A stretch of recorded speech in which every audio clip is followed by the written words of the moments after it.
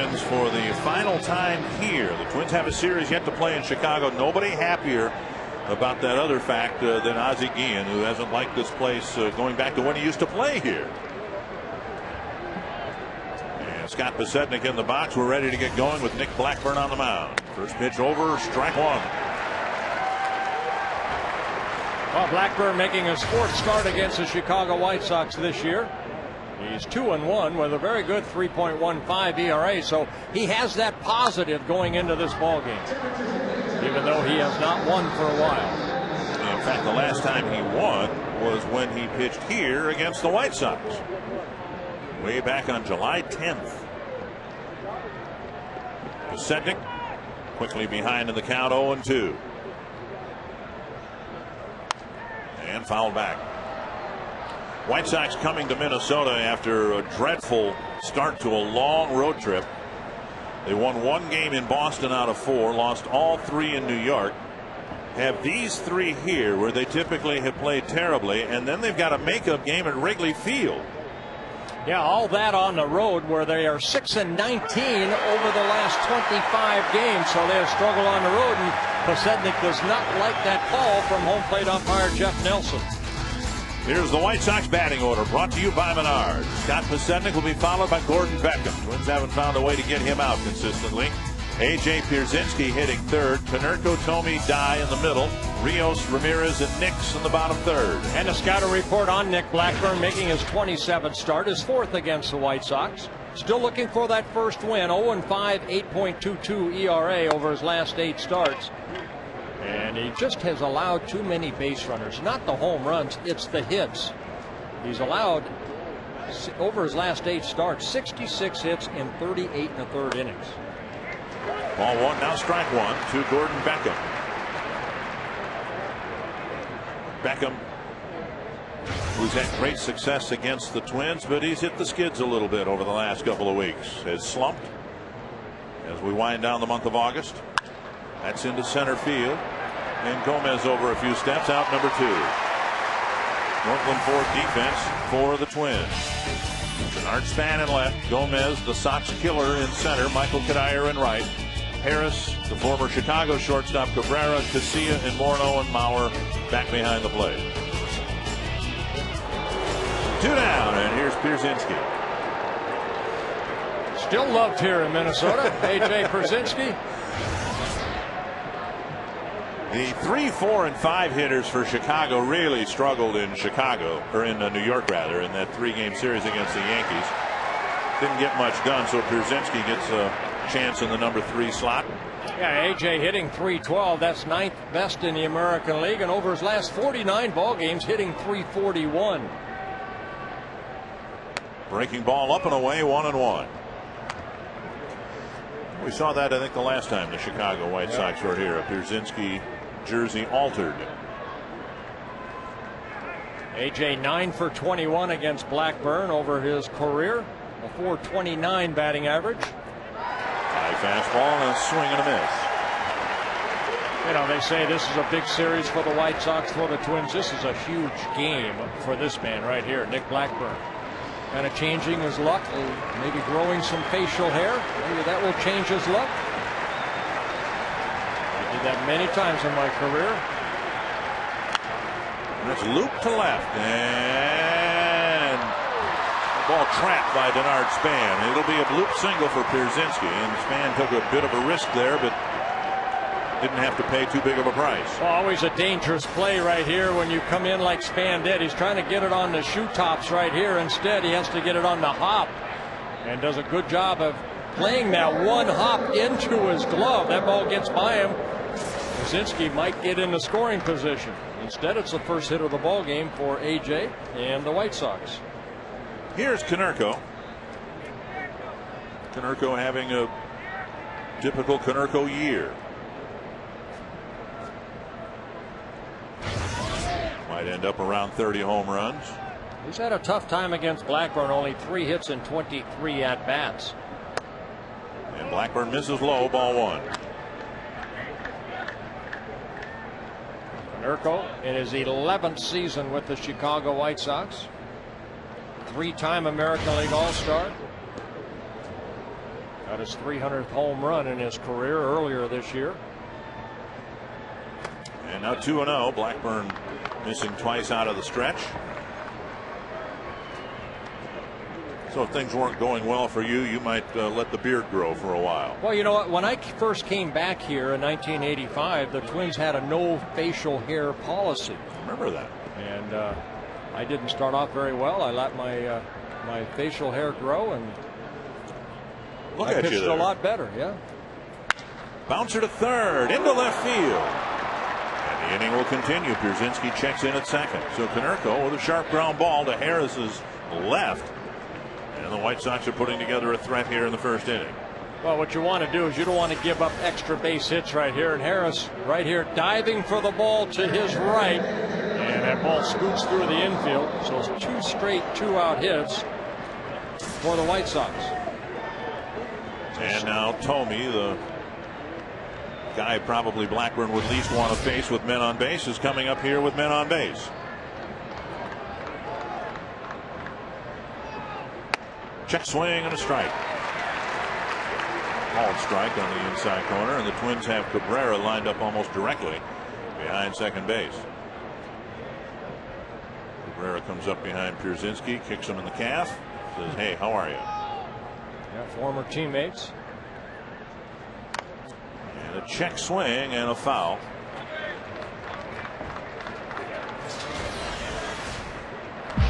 And look at what Jim Thome has done indoors in Minnesota. My goodness. Yeah, the average, the home runs, most hit here by an opposing player. He's had a very solid career. Now with an 0-2 count.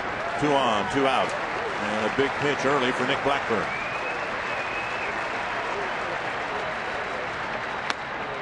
Trying to get the inside corner with a 91-mile-per-hour fastball. Hey, I'll try that 2-seamer inside, and it'll run back over the corner of the plate.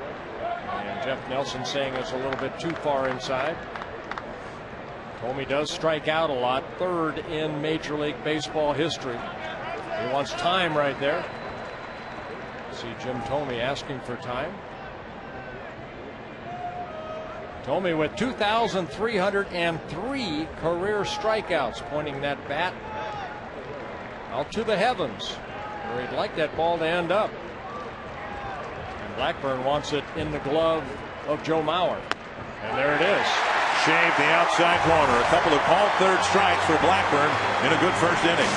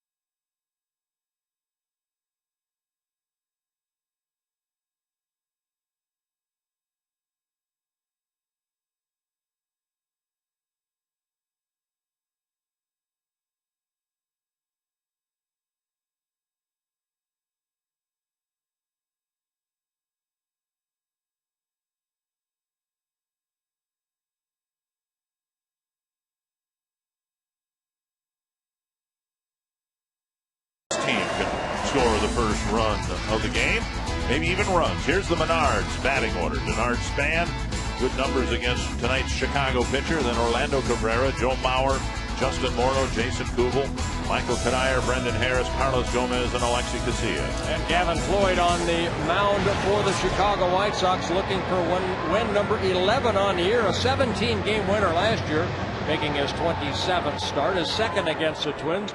We showed you the numbers in the open, very solid over his last 18 starts, where he's 8-4 with a 2.63 ERA. And he's one of the three workhorses for the Chicago White Sox. We talked about that. John Danks and Mark Burley, the other two. Here's Span, first pitch hit to the gap in left center, down for a hit. So Span continues to hit Gavin Floyd well, and he couldn't even get his first pitch into Pierzynski's mitt. A lot of times we'll see Denard Span take some pitches, but right here, Gavin Floyd starts him off with a fastball, and Span ready to hit. Ball about belt high, and he just hits that ball the other way. Span continues his hitting streak, now at 8 ball games. Span aboard. The White Sox got a couple of 2-out hits. Span gets a leadoff hit. And here is Cabrera. Span leading the club in stolen bases with 20. And Floyd utilizing that slide step, very quick home. Pierzynski has had trouble throwing out runners. 13 of 92. 14%. 1 strike to Cabrera. You'd be inclined to give Pierzynski a bit of a break there when you look at who else the White Sox have had behind the plate over the last few years, and Corky Miller did probably the best job, but he didn't hit anything, so he's not with the club right now. But Castro, the backup catcher, has got a dreadful throwout percentage. Slide step again, and the pitch at the knees, 0-2. Well, one thing about AJ back there, the 14%, that's with sometimes without a throw. With a throw, it's almost 21%. And it's up to the pitcher to try to keep that runner close. AJ just using one sign. And that's where he wanted it. He wanted a fastball in, and Floyd put it there.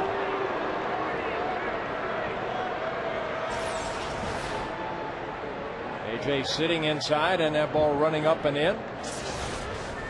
1-2. Floyd, a strikeout pitcher. There's the 3 slider. And Cabrera flips it foul over the Chicago dugout. See, that's one thing that I like what Joe Mauer does compared to A.J. Pierzynski, because of the runners at first base. A lot of times a good base runner like Denard Span, they'll get out there and they'll look for the sign. You can see the sign. See A.J. just putting down one. This is the curveball. A lot of times you see the curveball or 2 fingers, you'll run on that more than just go fastball, because of course the ball will get quicker to the catcher. 2-2 now to Cabrera.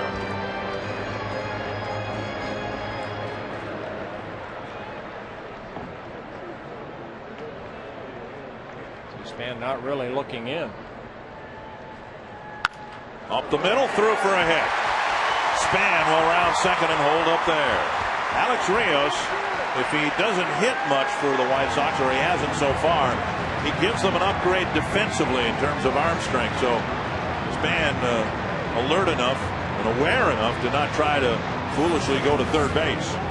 Well, not a bad pitch right here. Breaking ball. Cabrera kind of held back and then kept those hands back. Look at that. And then lining that ball right back up the middle. Just passed behind Floyd in the center field. So here's Mauer. Joe's batting average took a hit over the weekend, down to 367. Ichiro didn't play this weekend, and he's been at 359. Did you just hear what you said? I know. Took a hit. It's only down to 367. Down to 367.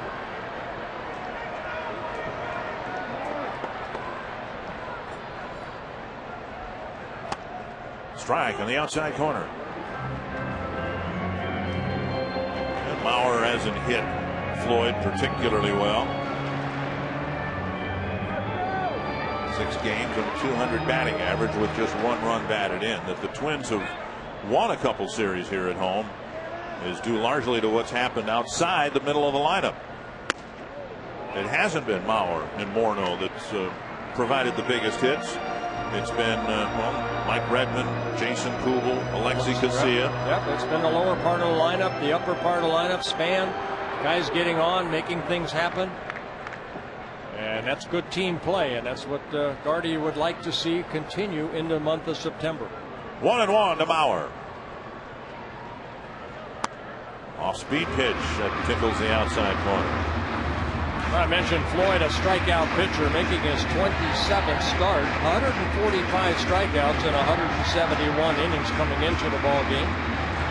56 walks, 4 intentional.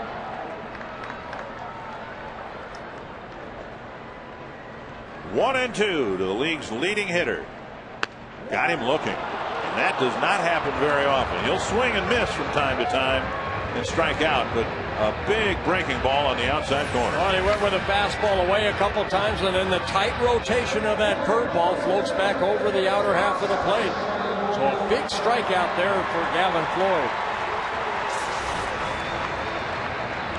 He's actually done a better job against left-handed hitters than he has right. Left-handers hitting only .225, right-handers hitting .258.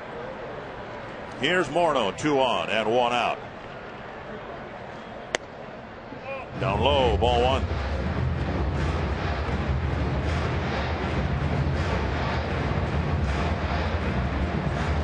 See, Morneau hasn't exactly lit it up during this homestand either. His home run coming in his first game of the homestand. Yeah, Twins need to get him going. Wow. Get that straight in fair territory. He was waiting for another off-speed pitch. If it's a slider or cutter, what does he throw? It was right on the barrel. Watch out, Granny. And Morneau's bat. 1-1. Well, it looked like a little cutter right there. Floyd left it up.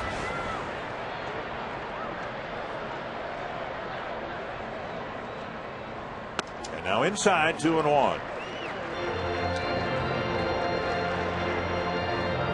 Morneau, before the inner ear infection and the time he spent away from the club, had a comfortable lead in the RBI race. Now he's 5 runs batted in behind Mark Teixeira, who fattened up against the White Sox over the weekend. And now Morneau flips it over the screen, 2-2.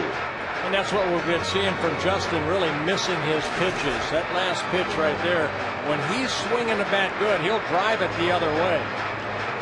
Seems like he's in that pull mode right now.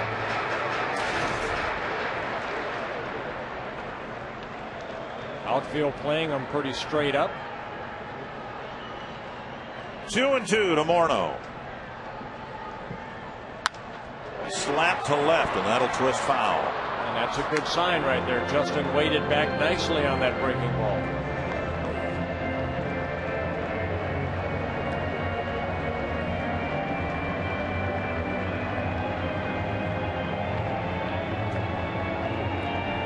Twins saw Gavin Floyd earlier this year here at the Dome back on July 11th. Ended up winning and beating the Twins 8-7. But the Twins were able to score 5 runs off of him in 7 2/3 innings. And another foul over the Twins dugout. And most of that damage done by Joe Crede. That was a game that Joe Crede had 2 home runs, a 3-run home run, and a solo home run. Youngster, I don't know if he caught it, but he ended up with it, and that's all that matters. Smiles all around. Floyd tried to pitch out of a first inning jam.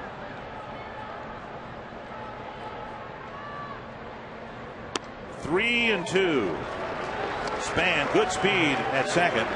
Cabrera less so at first.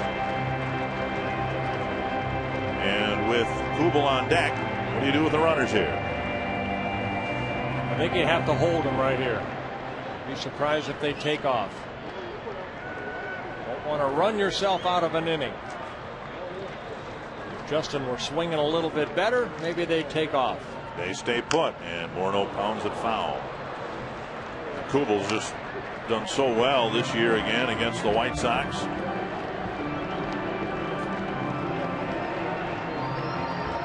It's interesting, isn't it? Start of the year, Ron Gardenhire had to answer questions about hitting 3 lefties in a row in the middle of the lineup. They've all 3 had wonderful years, so now he doesn't have to answer that question anymore. Ozzie having some fun in the Chicago dugout. Another 3-2. Up the middle, knocked down by Floyd. Recovered by Nix. And Morneau, well, I don't know what would have happened there. That ball might have been flagged down behind second base. It could have had an out there. It might have gone into center field. As it is, it's 2 outs. A nice reaction by Floyd. We saw that base hit of Cabrera go behind Floyd as he falls toward first base. And right there, he just reached out, kind of deadened the ball, and Nix quickly gets the out at first base. Saw Nix right there going toward the second base bag, but then retreats and gets the out at first. And now Kubel. Kubel on the season hitting .344 against Chicago.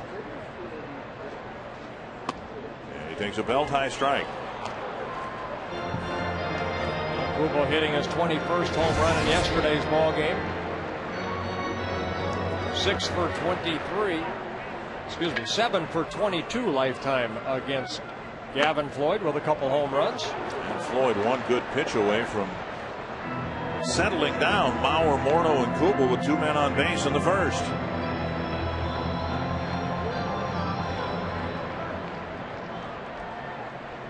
Kubel with a 0-2 count.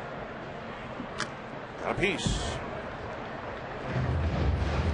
Northland Ford defense for the White Sox. Scott Pasednik in left. We'll see Carlos Quentin out there sometime during the series. Rios in center, Dye in right. Beckham, Ramirez, Nix, and Konerko with Pierzynski behind the plate. That's really been a sore thumb for Ozzie Guillen and the White Sox. 100 errors on the year, the most in the American League. Very high, 1-2. This afternoon, Jared Washburn gave up 6 runs in the first inning to the Rays, and the Rays went on to beat Detroit 11-7, splitting that 4-game series. The Twins, if they win, will be 3.5 out. Off the plate, 2-2.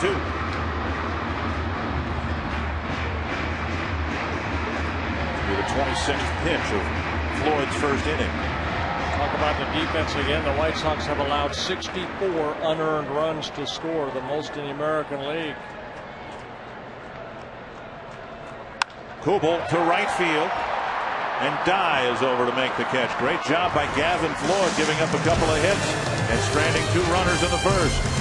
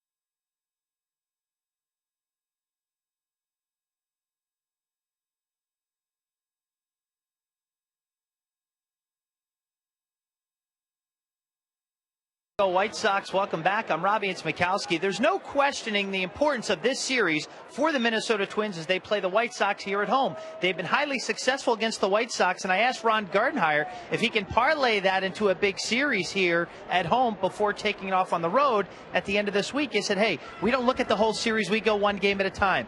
In search of a better answer, I went to Michael Kadire. He said, hey, we can't look at the whole series. We can't look that far ahead when we're in this position. We look at each game tonight individually. So basically their answer was each game is a one-game series. That's how I translated it. Hopefully it's a big one for the Twins, being as successful as they have at home against the Sox this season, Dick and Bert. And if they keep winning series, they'll do just fine. They'll win the rest of their games, right? You have one-game series, and if you win the rest of your series, 2 strikes to Jermaine Dye.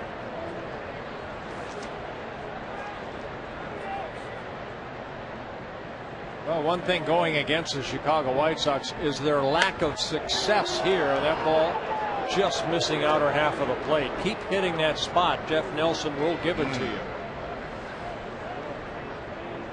1-2 to Dye.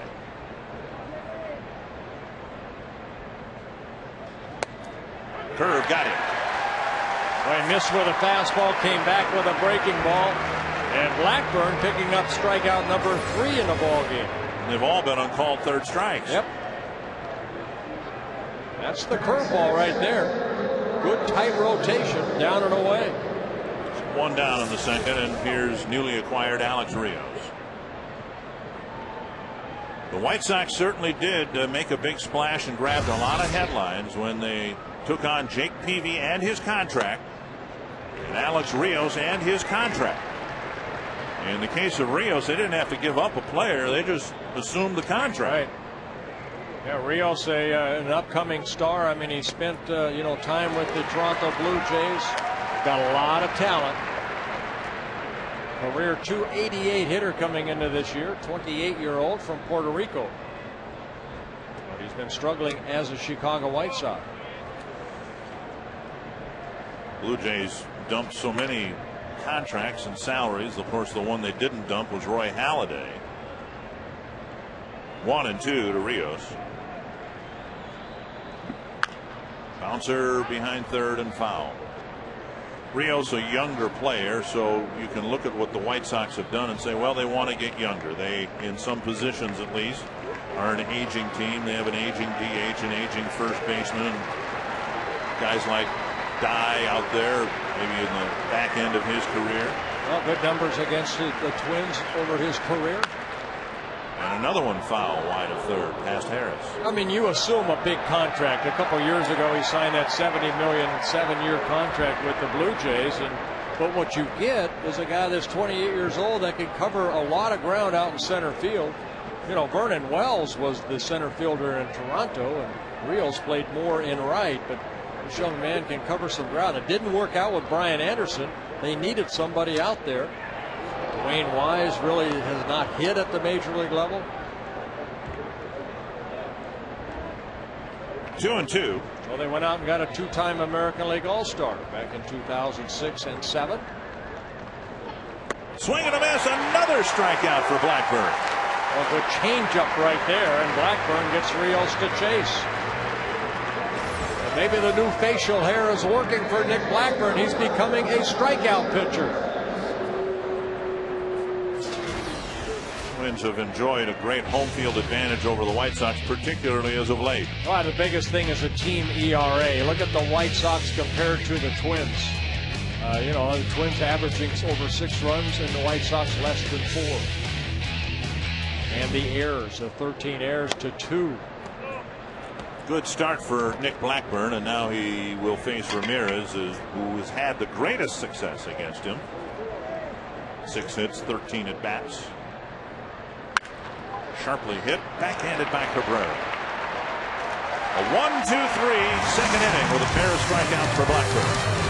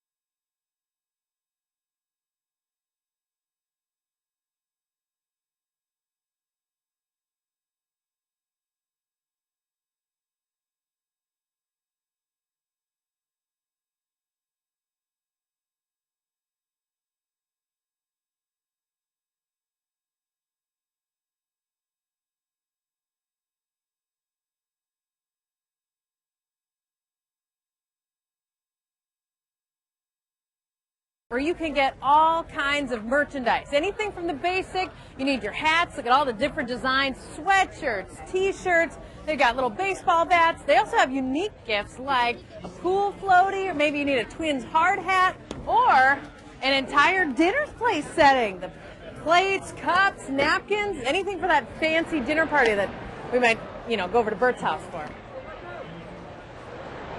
Thank you, Marty. I would buy things from her. She was a pretty good salesperson. First pitch, a breaking pitch to Cuddyer, gets a swing and a miss. Now another one taken for ball one, 1-1.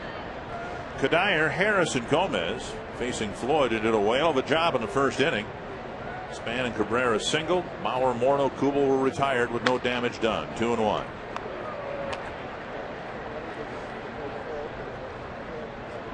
Gavin Floyd, a big man, 6'5", about 230, in his third season with the White Sox.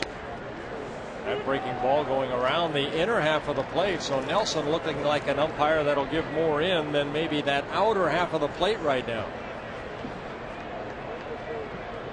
2-2 to Cuddyer. And foul to the net. Floyd working quickly. You gotta like that. Seemingly throwing a lot of sliders and breaking balls here in his first couple innings. Well, when you have Mark Burley on your staff, you learn to work quick. AJ giving the 2, meaning a curveball. Got him looking. So both pitchers featuring breaking stuff here in the early innings. Ron Coomer, what have you noticed about Gavin Floyd so far tonight? Well, he looks really crisp. His fastball, watching him in his warm-ups, really good fastball, ball jumping out of his hand. The other thing to me, I didn't realize how effective he was with his backdoor breaking ball to lefties. That pitch right there, he threw that pitch to Mauer and Morneau. And the command, Bert, to me, that he has with that pitch and watching him before the game started, pretty impressive. I've seen, and Ron, tell me if he's changed his delivery a little bit. He used to be a little bit higher leg kick and a little more turn, but he's kind of he's just rearing back and letting it fly. Yeah, it just looks like to me like he's just kind of quieted everything down, and he's much more direct towards home plate. He doesn't have a lot of moving parts. And as a hitter, same thing. That just allows you to be more consistent, and that's what I think he is. It's helped his command, I know, of his breaking pitch. Well, again, he struggled at the first part of the year, but he's picked it up. His first 8 starts, he was 2-4 with a 7.7 ERA. Grounded towards the hole, picked up nicely by Ramirez, and a nice throw across the diamond. My goodness, what a fine play by Alexi Ramirez for out number 2. Well, he's got a cannon. He can play some short. And right there, having to go to his right, and makes a great play right here. And leaps and throws and shows off that great arm. So 2 down. 5 in a row set down by Floyd, and here is Carlos Gomez.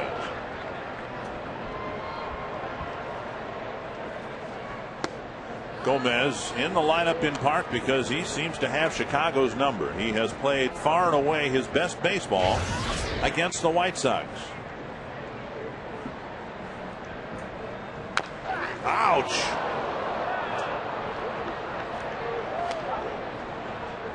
And that's a strike, a painful one. That'll bark a while. 1-1.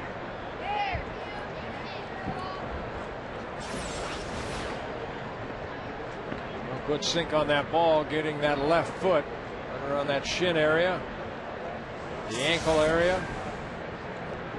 And Gomez 6 for 18 with a couple home runs against Floyd. 2-1. Gomez hitting about 100 points higher than his career average against the White Sox, hitting .343 in over 100 at bats against Chicago.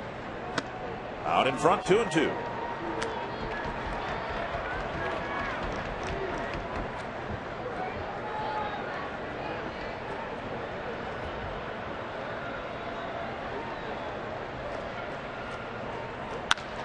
Laced to center field. So Gomez with a base hit to center with 2 outs in the second.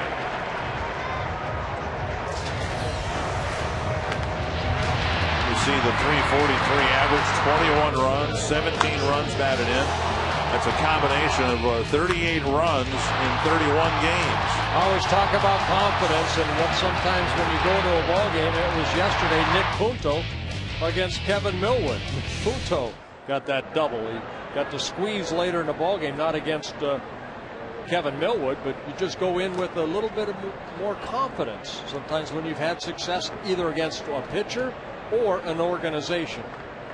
First pitch rattles around Pierzynski. Ball one to Casilla. Casilla had a good series against the Orioles. Not so much. Just completed series against the Rangers. Twins ended up winning that series as well. At the knees, 1-1.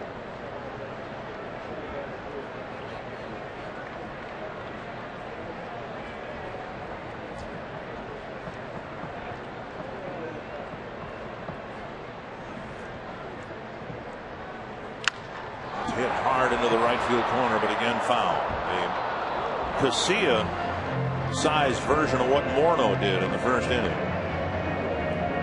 Well, Floyd doing a good job of adding and subtracting. The good fastball with some movement. The breaking ball kind of has a changeup. And that quick slider. 1-2 to Casilla. Checked his swing. And it's 2-2. Well, we've seen, Floyd, you talk about the change in his delivery. It sure seems like he's pretty quick to home plate, too. So teams have been stealing against the White Sox. I can't imagine him having much success against Floyd with this slide step. And we'll see John Danks tomorrow. He does the same thing. Mark Burley very good at holding on runners. We know Contreras, when he's pitched, has been very gullible or susceptible to stolen bases. Bartolo Colon, another one. 2-2 to Casilla. Twins trying to put together a 2-out threat in the second.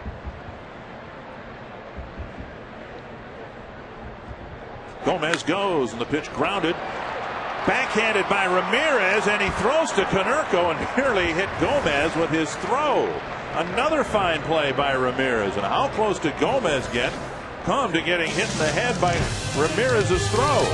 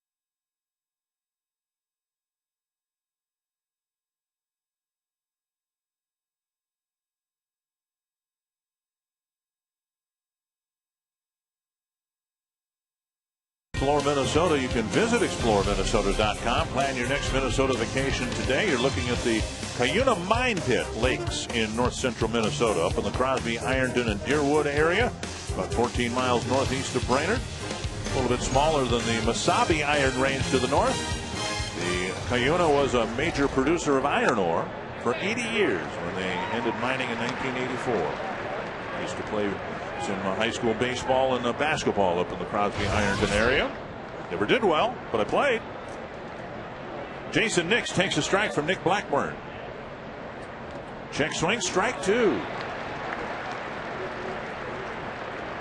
Twins announced today that they have reinstated left-hander Glenn Perkins and assigned him to the Rochester Red Wings, who I think only have about a week left in their season. Now they optioned him out to Rochester.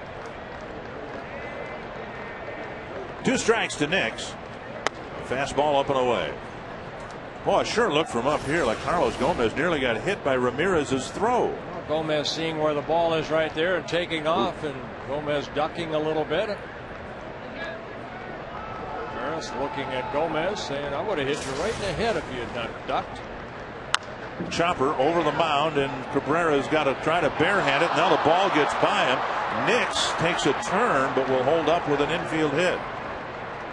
But the only chance Cabrera had, I suppose, was to do what he tried to do. Yeah, Nix good speed down that first baseline. That high chopper over the mound. Blackburn tried to go get it, but the ball is out of his reach, and then Cabrera comes in. You can see Blackburn thought about backpedaling. It's over his head. And Cabrera unable to get it or even slow it down. Maybe got a finger on it. And Casilla ran it down. Now the White Sox get their 3rd hit. And a leadoff hit. The other hit's coming with 2 outs in the first. Here's Pasednik. Called out in the first. Squares to bunt and takes ball 1.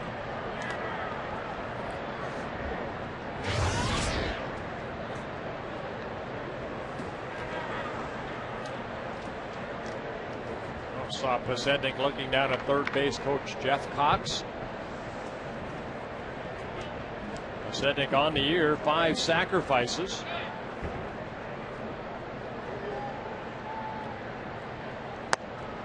And now Blackburn delivers ball 2.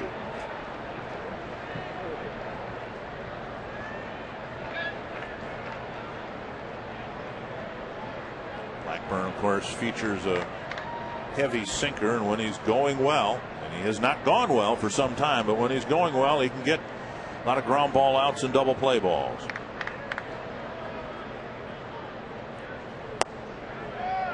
And Pasednik lays off, and it's 3-0. Well, you have to come back and make Pasednik hit the ball right here. 12 double plays turned behind Blackburn this year. He had 31 double plays last year.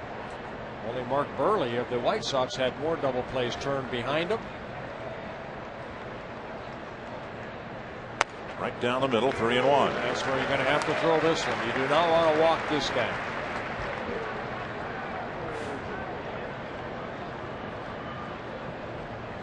Pasednik starting the season in the Rocky organization, released by the Rockies, signed by the White Sox, getting called up on May 1st from their AAA affiliate, Charlotte.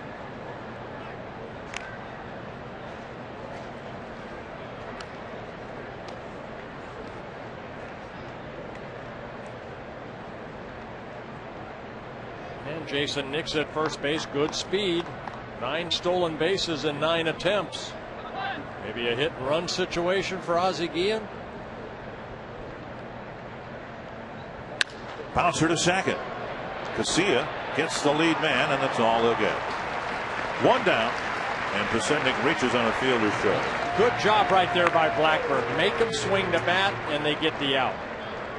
Saturday afternoons were made for baseball, and this week Fox brings you the national game of the week, the Red Sox and the White Sox, and both teams in the playoff hunt. Fox Saturday Baseball this week at 3 p.m. on Fox. Yeah, how about what Paul Byrd did for the Boston Red Sox? He was pitching to his kid's Little League team. And then he steps up to the Red Sox and pitches a big ball game for him. 6 shutout innings for Paul Byrd. Here's Beckham with a runner at first. Pasednik a threat to steal. He stays put, and the pitch popped up. Good changeup right there. Cabrera backpedaling. Underneath it for out number 2.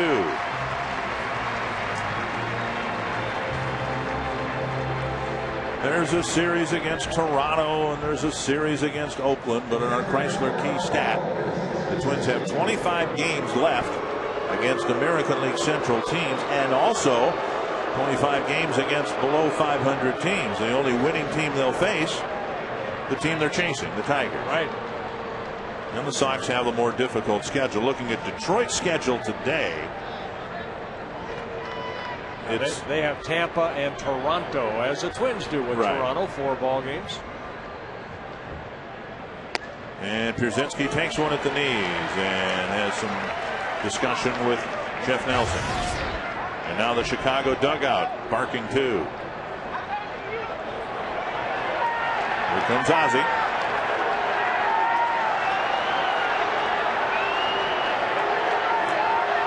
You cannot argue balls and strikes.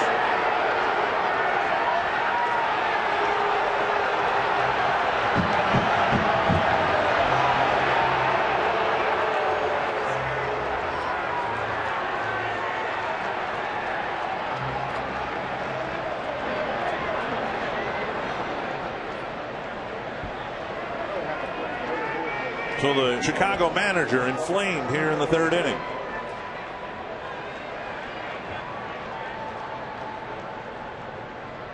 Ooh. Blackburn with a step off and a look over, and Pasednik's first move was towards second base. Pasednik leading the White Sox with 23 stolen bases. White Sox trying to do something with their leadoff single.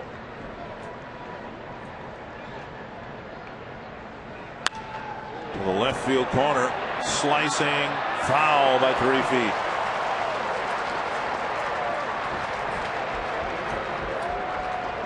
Let's take a look at the pitch that A.J. Pierzynski, the first pitch that Blackburn threw. He thought the ball was low. This will give us a good angle of where it crosses the plate, not where Joe Mauer catches it. A.J. may say, give my pitcher Gavin Floyd the same pitch. Span a little dinged up after chasing that slicing liner, flexing that right leg.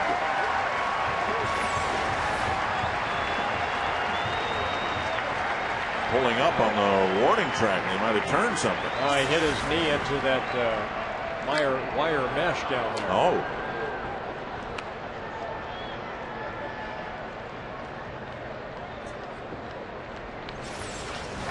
Take a look right here. The right knee. Ooh. It's right there. Right under the pad, yeah. 2 strikes to Pierzynski.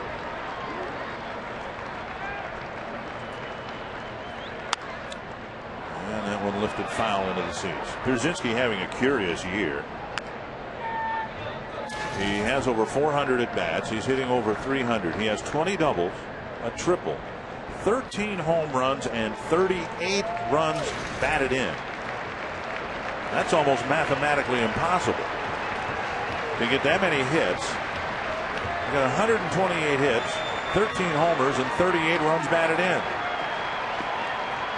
Blackburn trying to get him here in the third. Well, that just tells you that he maybe doesn't hit with runners in scoring position. Or doesn't have guys on base most of the season. I suppose he's been hitting behind Tony and Konerko and Dye at various times. They've all struggled.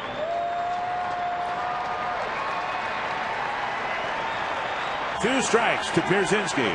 Pasednik takes off. Mauer's throw is high, and Pasednik gets the steal. They knew it was coming. They pitched out. And Mauer's throw was high, and Pasednik gets a stolen base. I don't know if a good throw would have had him right there, because Pasednik, even though it was a pitch out, he got a very good jump. You can see Joe Mauer's throw. And even if it was a good throw, Pasednik probably steals a base. That's his 24th stolen base of the year in 33 attempts. 1-2 to Pierzynski, with Pasednik now in scoring position. Struck him out. And Pierzynski with some more muttering toward Jeff Nelson. Blackburn pitches around the leadoff single.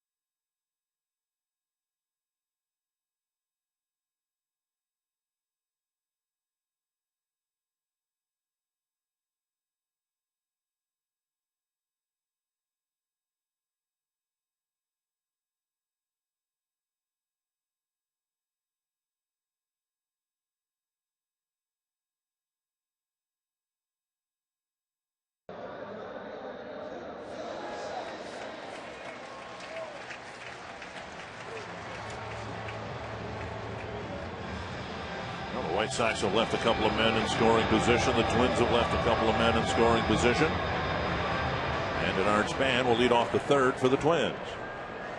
Well, Span jumped on that first pitch from Gavin Floyd to lead off the bottom of the first for the Twins. See what he does in this at bat. Span currently on a 8-game hitting streak. And he takes ball one.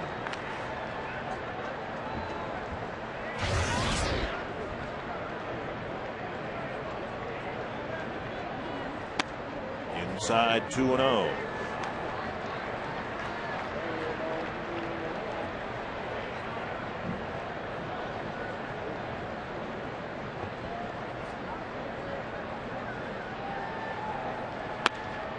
And a strike. Floyd's ERA at home about half of what it's been on the road this year. He's won 5 games at home, 5 games on the road, but a 2.6 at home, a 5.2 on the road. Dribbled foul, 2-2.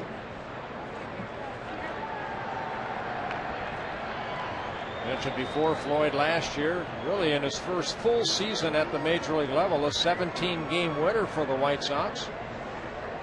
Philadelphia Phillies #1 pick back in 2001.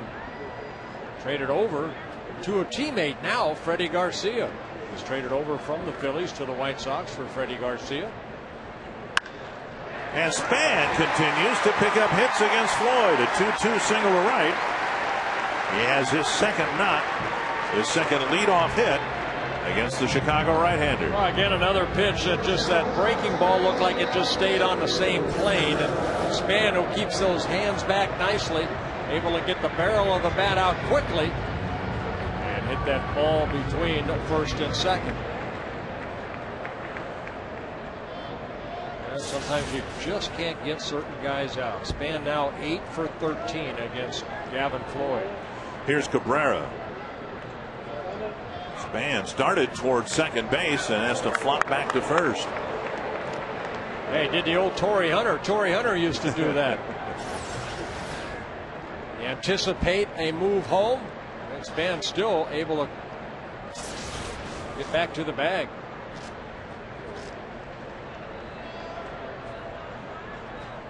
Down low, ball one in the first inning after Span's single. Twins didn't send Span at all. Cabrera ended up following up Span's single with one of his own. Twins had first and second, nobody out, but then Floyd buckled down and got Mauer, Morneau, and Kubel.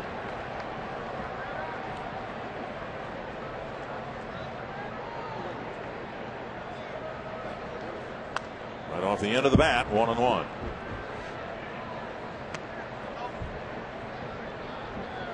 Cabrera, when there were rumors all over the place that he was going to join the Twins, got an endorsement from his former manager, Ozzie Guillen, said that Minnesota would be greatly improved if they got Cabrera. And then after the trade said Minnesota's a better ball club because they got Orlando Cabrera. And having watched all the games, I think you and I would agree they're a better club with him on the team than they were before. Well, he's a guy that wants to play every day. Last year he was with the Chicago White Sox. He appeared in 161 ball games, hit .281. A guy that, you know, just comes to the ballpark expecting his name in a lineup. Very solid at short, and a very good offensive hitter. Span goes. Cabrera throws the ball, or the bat at the ball, and Span is thrown out. So Cabrera just trying to fling the bat at the ball, and Pierzynski, distractions aside, throws out Span. Well, maybe a little hit and run put on right here. Yeah, but AJ, good solid throw over to Ramirez, and Span is thrown out. Yeah. 1-2 to Cabrera. And now Cabrera strikes out number 2. Gavin Floyd picking up his third strikeout of the ball game. And that'll bring up Mauer. Mauer with 2 on, nobody out, was called out on strikes. And it was just the first inning, but it was a huge out for Gavin Floyd. He followed that up by getting Morneau and Kubel and escaping the threat. High and deep to right.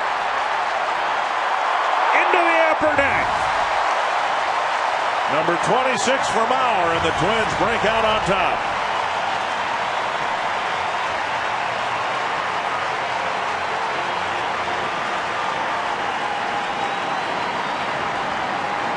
Boy, he was waiting for that first fastball, and he opened up quickly and gives the Twins an early 1-0 lead. No doubt about this. I mean, he just opened up and said, "You're going to come inside? I'm going to open up quickly and let my hands and my strength do the rest." And it does. Morneau takes a breaking pitch, strike one. Mauer now just 3 home runs off the team lead. He's been hitting them. Morneau has not as of late. Down and away, 1-1. Well, one thing we saw in that Texas series, a lot of the Texas pitchers were pounding Mauer in, and right there he made the adjustment. Looked in, got it, and didn't miss it. And now Morneau scorches one to right field. So in the 3rd inning, the Twins have 3 hits. And second time around, Ron Coomer, the Twins getting some better swings against Gavin Floyd.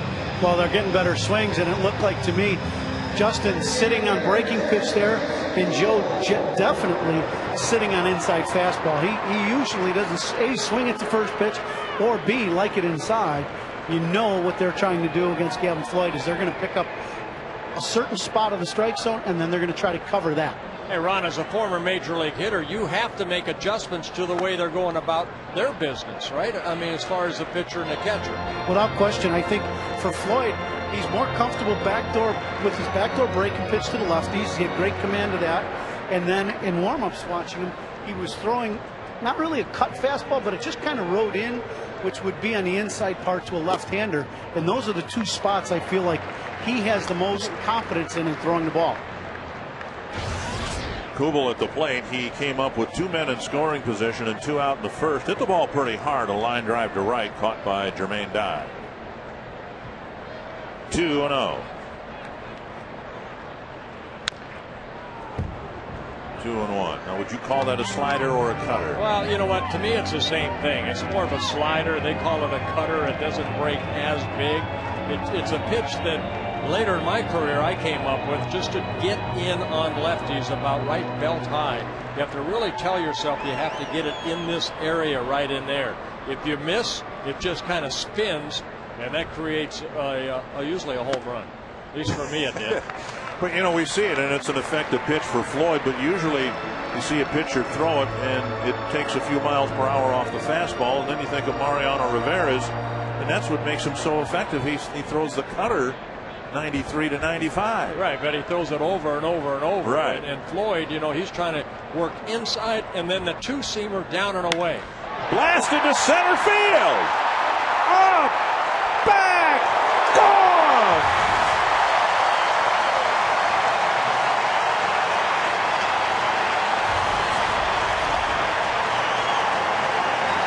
And the Twins tee off on Floyd in the 3rd. Well, Jason Kubel hit a 2-run home run yesterday. It's a 2-run home run here today, his 22nd of the year. And the Twins take a 3-0 lead. That's that 2-seamer. I think he wanted outer half. It came back right into the swing of Jason Kubel, and boy, did he clobber it. Michael Cuddyer will hit 4 hits in the inning. Swing and a miss by Cuddyer. The only batter that Floyd has retired. He struck out Cabrera swinging right after Span was thrown out trying to steal. Down low, 1-1. So it started with Mauer's first pitch, 2-out home run. Morneau delivered a sharp single to right, and Kubel hit one about 430 feet to center. That's doinked down the right field line, and it is going to go foul. They still hit that ball a long way, even though it looked like he jammed himself. Got a jersey and a Joe Mauer.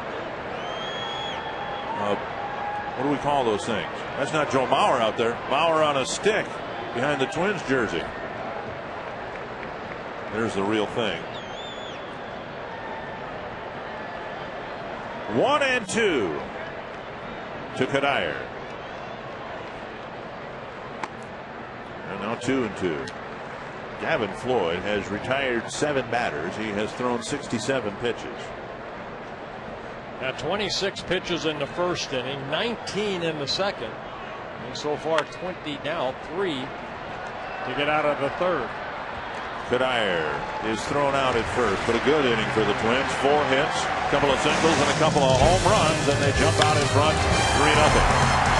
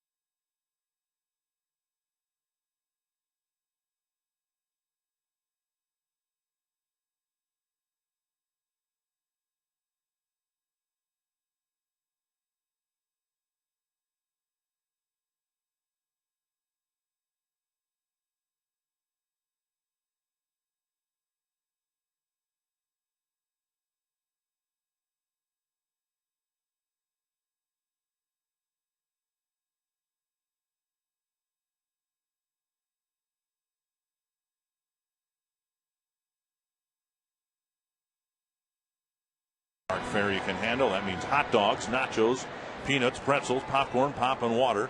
You can call 833-TWINS tonight or log on to twinsbaseball.com. Well, the 3 runs have to help this man out right here, Nick Blackburn, but you keep going the way he's been going. So far, 3 very good innings for Blackburn. He's allowed 3 hits, all singles. He has 5 strikeouts in the ballgame. Very unusual for Blackburn to have that many strikeouts. Can you remember a start where he has thrown so many breaking pitches? Well, he's trying to make the adjustment to what he has. You know, he's been struggling, giving up a lot of hits. I mentioned before, 66 hits allowed since the All-Star break in 38 1/3 innings. And you add, 9 walks to that. That's about 2 base runners per inning that he has pitched since the All-Star break. And that's why he's 0-5.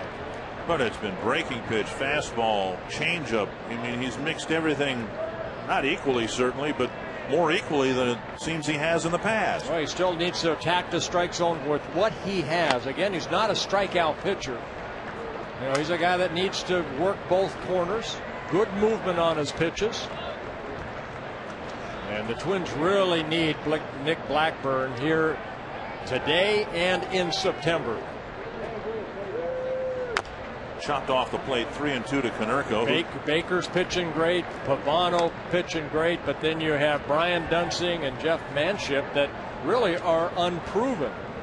So, this is like Chicago. They have 3 guys they depend on, and the Twins really need Blackburn here to step it up. 3-2 to Konerko. Blackburn couldn't get it. Casilla can. 1 away. The difference is, of course, the White Sox are trying to fill out their rotation with veterans. Garcia, Contreras, for a while Bartolo Colon, and the Twins are trying to fill out the rotation with young guys. Ask Ozzie Guillen about Jose Contreras. Hey, he said he wasn't going to start. We may see him yet. Here's the Aflac trivia question tonight. Which 2 visiting players have the most RBI at the Metrodome?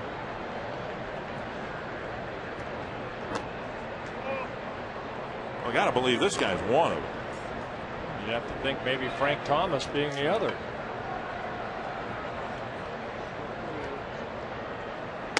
inside. And Tomey's up there now with a 2-0 count. Tomey called out on strikes to end the first inning. He was up in a key spot with 2 on and 2 out, and Blackburn got him. A more exaggerated shift now for the infield, and a swing and a miss, 2-1. With runners on, Cabrera was behind the second base bag. He swung over even further toward the right side of the infield, and Harris has played short, and he must feel like he's playing it right now. Right down the middle, 2-2.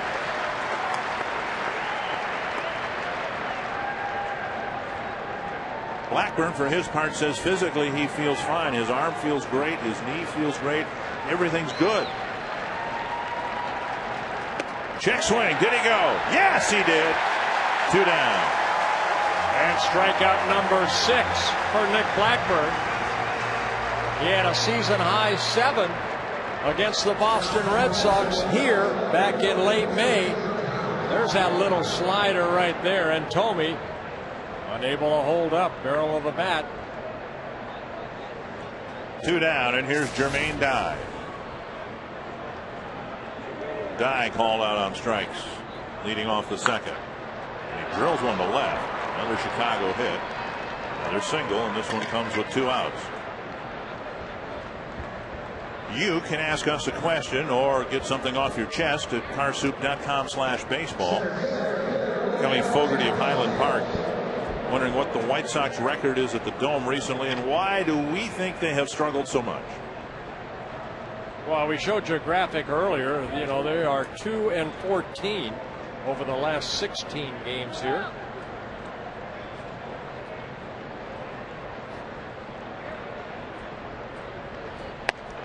On the outside corner. I just think a lot of it becomes the mental part. Ozzie Guillen has said so many times, remember the Perantas, the Twins did so many things right to be able to beat the Twins. It's just a combination of the negative thinking of a ball club coming into a place that they're not comfortable with, and on the positive side, a Twins team that says, hey, we have a lot of success against the Chicago White Sox. Good things will happen, and they do. On the flip side, the Twins, when they've gone to Yankee Stadium, right, have played same well, thing. but it's almost like right. Nathan's going to blow a save, a ball's going to bounce off the line, or a base, or somebody's going to get a broken bat hit. Well, it's the White Sox with that kind of a spell here. And of course, the difference is they got to play here 9 times. We only have to play at Yankee Stadium 3 or 4 times. Right. But I was interested that you said that it's a mental, because in advance of this series, some of the White Sox players admitted as much, saying we're almost beaten before we play there. A.J. Pierzynski said that. Bobby Jenks said that. 2 strikes to Rios. And he's their closer. 1 and 2. But over the course of any baseball game, there are going to be things that don't break your way. There was a line drive down on the left field corner earlier in this game. AJ. By AJ. And it went foul. Right. And you can say, oh no, here we go again. Or you can go, you know what, we got 6 innings to play, and we keep playing hard. Some good things are going to happen. 2 and 2.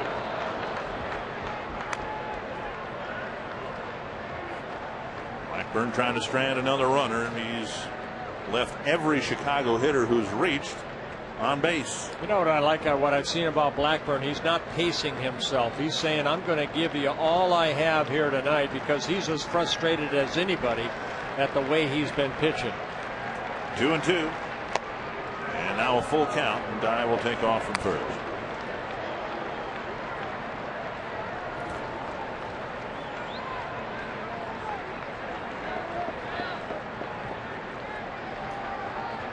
Sometimes as a pitcher you go out and try to do too much, but then you become, okay, do I need to relax? No, you keep fighting, and that's what Blackburn hopefully will do here tonight. Keep fighting.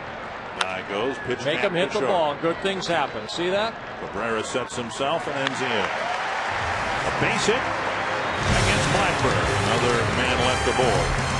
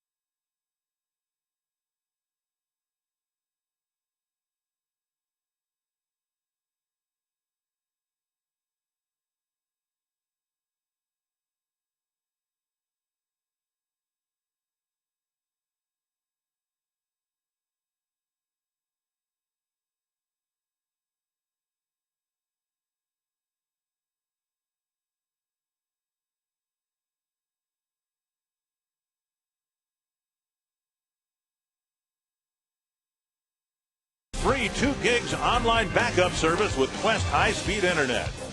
By Grand Casino Mille Lacs and Grand Casino Hinckley. Expect grand. And by Chrysler. From power and efficiency to innovation and style, it's the way our vehicles come together that sets us apart. Chrysler.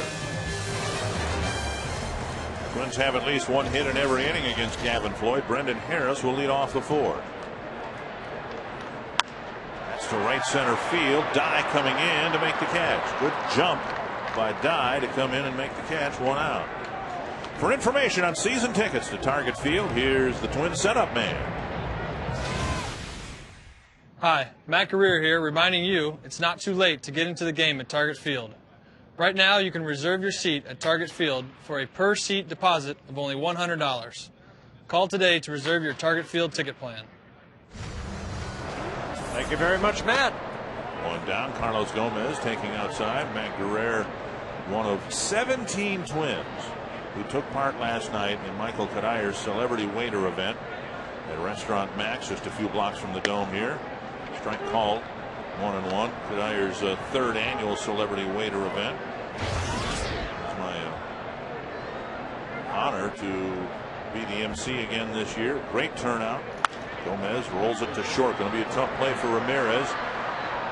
Great pick at first by Konerko, and Ramirez has come up with some great plays in the hole here tonight. Boy, showing great range, and he got the speedy Gomez. Gomez still kind of running a little meekly because of that, maybe that foul ball he had off his ankle in that first at bat, but nice little quick pick, and Tim Cheetah right there, the first base umpire, calling him out. And Konerko posing. 2 down, and here's Alexi Casilla.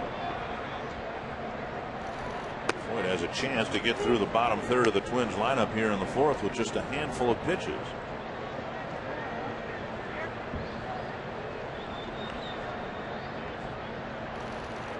There's a pitch to the backstop.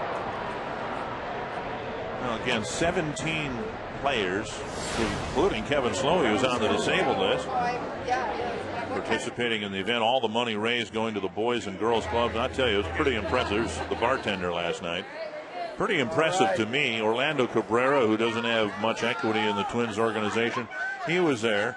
John Roush was there 48 hours before. He was pitching for the Diamondbacks. He comes to Minnesota and right away rolls up his sleeves and waits on tables. Pretty impressive. And Well, you imagine him saying, hey, you're getting this. Not what do you want. You're getting this. Yeah. So serve from the right, pick up from the left. You'll take it however I want to give it to you. 2-2. All 6'11" of them. Well, you know, that's a good way for him to just kind of feel like he's part of the ball club right away. And then, you know, you see Mayhay right there. They're all laughing right there. Just getting to know each other and, you know, find out, you know, a little bit about each other. And that's one thing that we have heard, I've heard over the years, that when you come into a Twins clubhouse for the first time, you are welcomed with open arms by everybody. And you can't say that about every club. Casilla with a late swing and a strikeout. Floyd has his first 1-2-3 inning. You would know because you played for a few, right?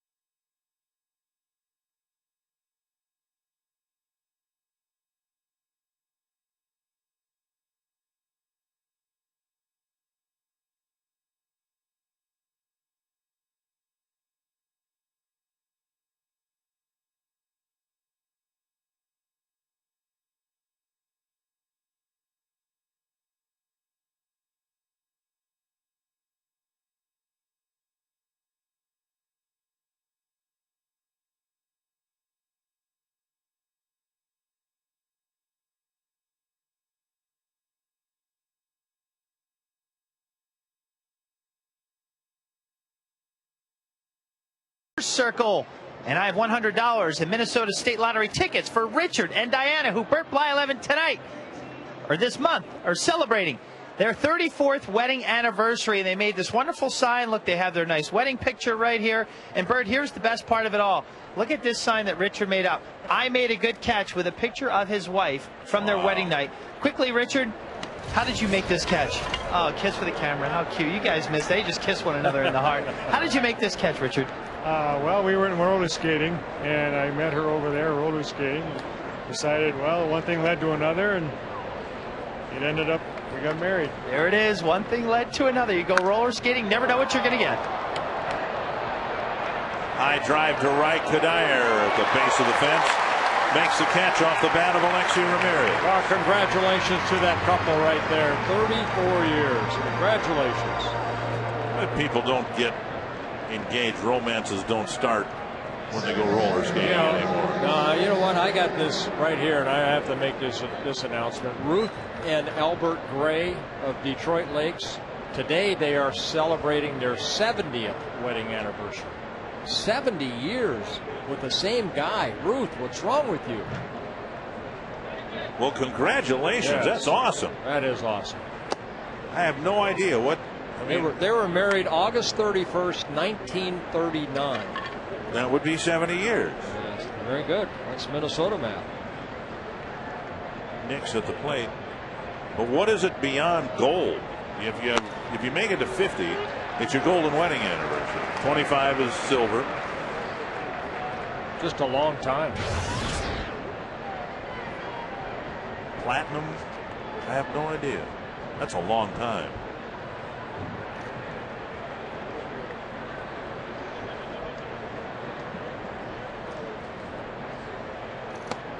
That's taken low, 2-1 to Nix.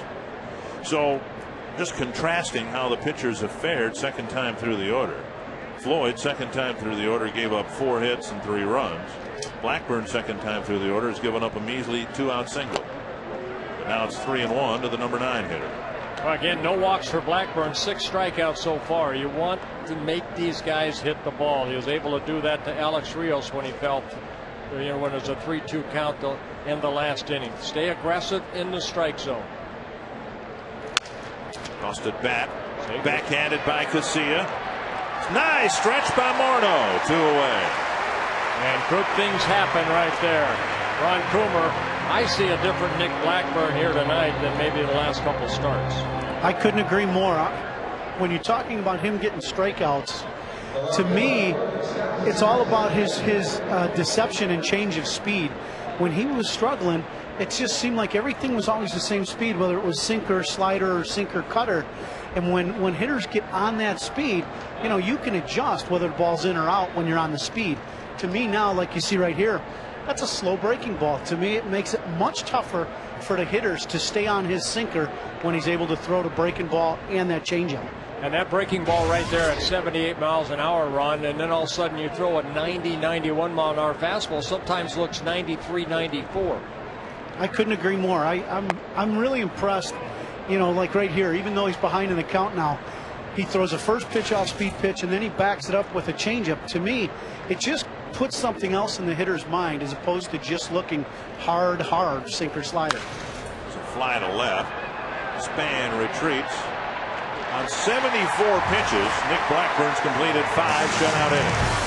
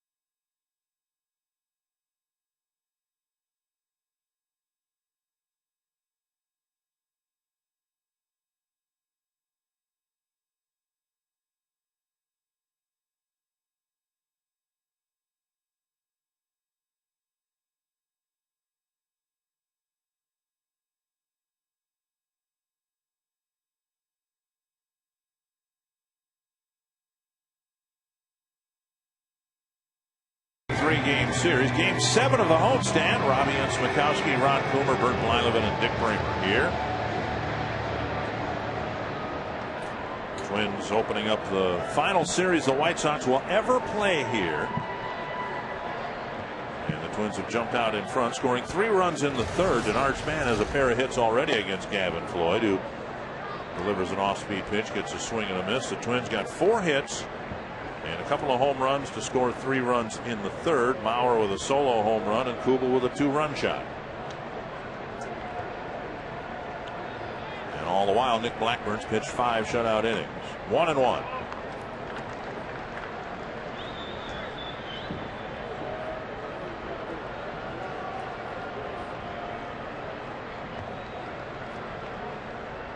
Span with a single to left center and a single to right.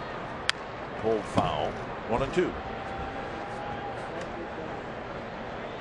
This afternoon, the Rays scored 6 runs in the first against Jared Washburn, ended up losing 11-7. So if the Twins can hang on and win this game, they'll be 3.5 games back with 7 games left to play against Detroit. I remember talking it earlier in the year. We're talking about what it's going to take to win the Central Division, because I don't think anybody's going to run away with it. And look at the Twins at 500. It's the 29th time this year the Twins have been at 500, the most of any team in the major leagues, staying at 500, and they're still in the race. Unbelievable division, how weak it is. Span hooks it foul. Your 87 Twins won 85 ball games, but a little bit of an asterisk there, because after you guys clinched, you didn't win the rest of the week. And I don't know that I mean, you were setting up a rotation and just preparing yourself for the playoffs.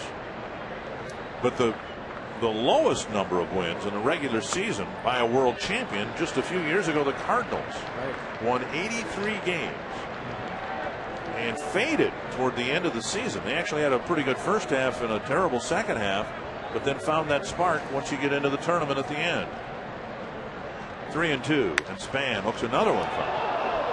Well, that's why these games in late August and early September are so important. It starts building that momentum. It looked like that guard got drilled right there.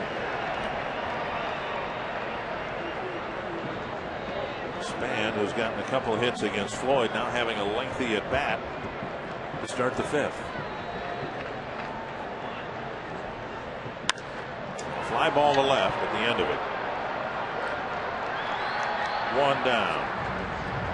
This is our Dodge game break, and we'll take you to Comerica Park, where Jared Washburn had a terrible time in the first inning. Everything he threw up there, they found some room in the outfield. Boy, that happens. So, some days you go out there and nothing. Everything you throw, they hit it hard. There's Pena hitting a home run. Jason Bartlett, another great day. He's hitting .340 with 12 home runs.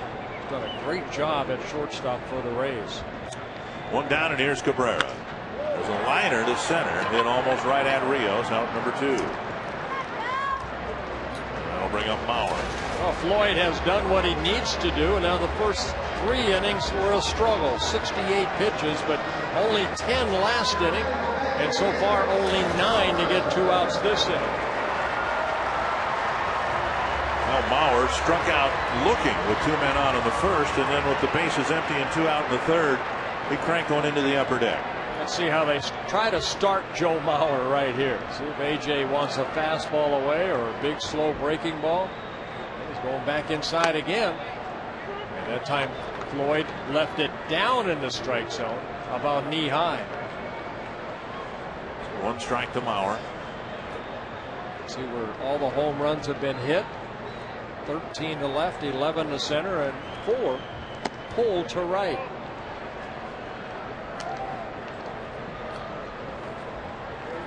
One and one.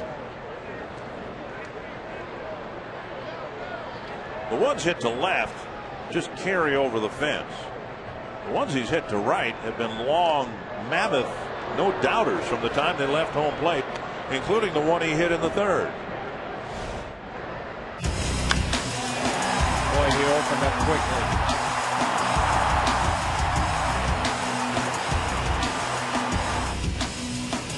2-1 to Mauer here with 2 gone in the 5th. Floyd's already thrown 90 pitches. He came inside with that cutter and got a swing and a miss.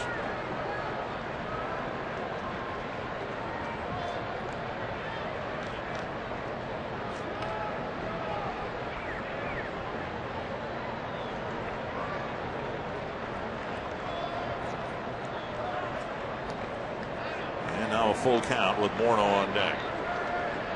Floyd in his last start threw a little bit of a scare into the White Sox. He got a trip to the mound from Herm Schneider because he had some right hip pain, but afterwards dismissed it as being anything serious, and we haven't seen any evidence that he's physically not 100% here tonight. He said it's just a little cramped. Drilled to right, but Dye over to catch the line drive. So another well hit ball by Mauer. A couple of well hit balls here in the inning, but the Twins have another 1-2-3 inning.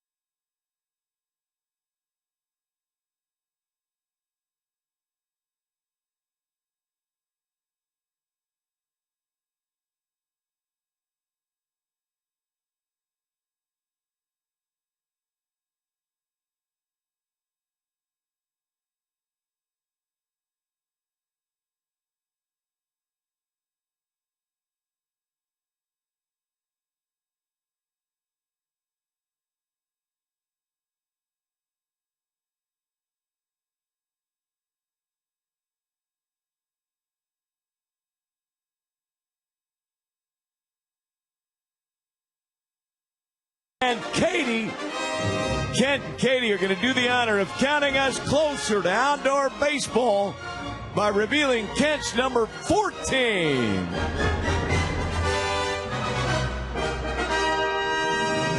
Well, actually, you got to do number 28, right? I sure did. Nice going, Rex. Ozzie Guillen wants to do that. I think he'd prefer to take all the numbers down at once. Gordon Beckham will lead off the 6th for the White Sox. Here's the Grand Casino game reset. Well, Jason Kubel, first it was Joe Mauer with a solo home run, and then Morneau got a base hit, and then Jason Kubel hitting the 2-run home run. That all happening in the 3rd inning. Beckham drives it to right. It's hit well. Span is back, and it's off the wall. The carom hitting him, and Beckham has a double. So Span, who ran into the foul wall and banged his knee up, went back on that ball, leaped for it, had the ball hit the wall and hit him. Yeah, good effort right there by Span. Now you're not playing Beckham too deep, and Span having to go back. Beckham jumping on that first pitch for that uppercut swing.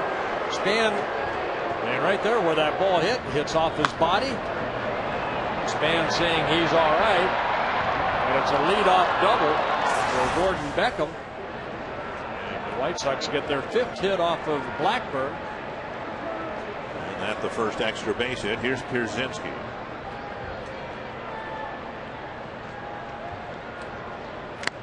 Swing and a foul, 1 strike. Pierzynski struck out in the 3rd with a man in scoring position and 2 out. Now he's got a man in scoring position with nobody out.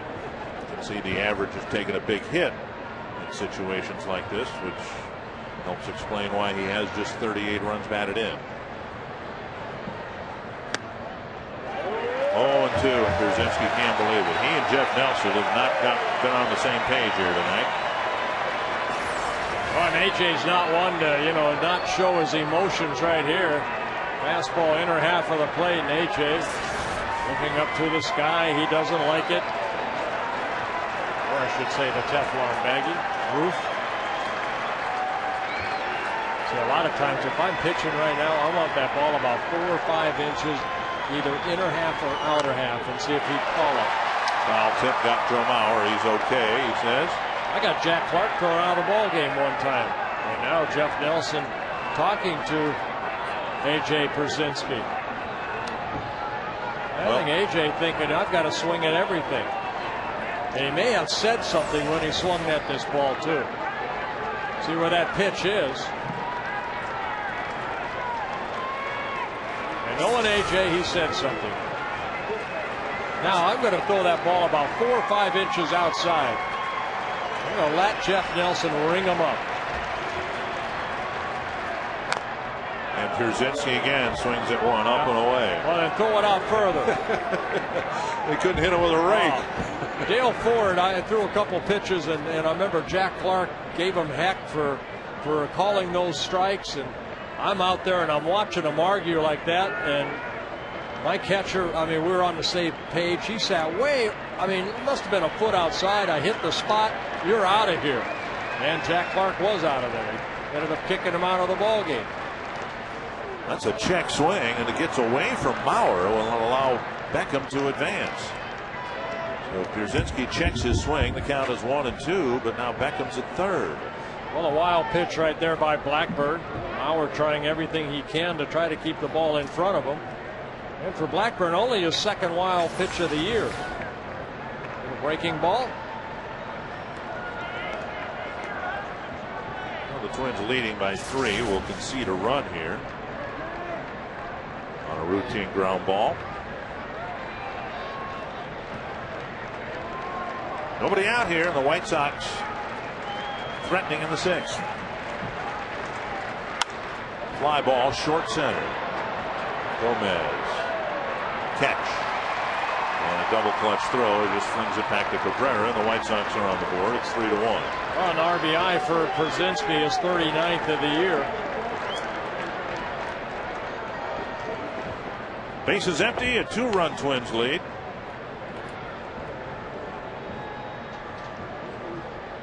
And here's Paul Konerko. All right, if you're Nick Blackburn, you just pitched 5 shutout innings, you give up a run, now go back to work again. Beckham really smoked that first pitch for a double, and now you got some pretty serious hitters to deal with here in Konerko and Thome. Inside, we've seen a little more of that too from Blackburn. Trying to run that ball in with that fastball. Started the 5th inning by throwing one up and into Ramirez. I think you've said from time to time, and that's true of any pitcher, I suppose, the hitters really seem comfortable. In Blackburn's case, if everything's coming at you about the same speed and it's focused right around the strike zone, would tend to make a hitter comfortable, I think. Well, you want to make them move their feet once in a while. You can do that with a breaking ball or a sinker down and in. 2-0 to Konerko. And a bouncer foul. And this is always a part of the game for a starter too. The 5th, 6th, 7th inning, you really have to stay focused, because sometimes you're out there and the first 3 or 4 innings, you're so intense, and then all of a sudden you relax a little bit, and you cannot relax at the major league level because you're going to pay for it. Good concentration right there by Blackburn. Pitch left up, and Konerko couldn't lay off. 2-2.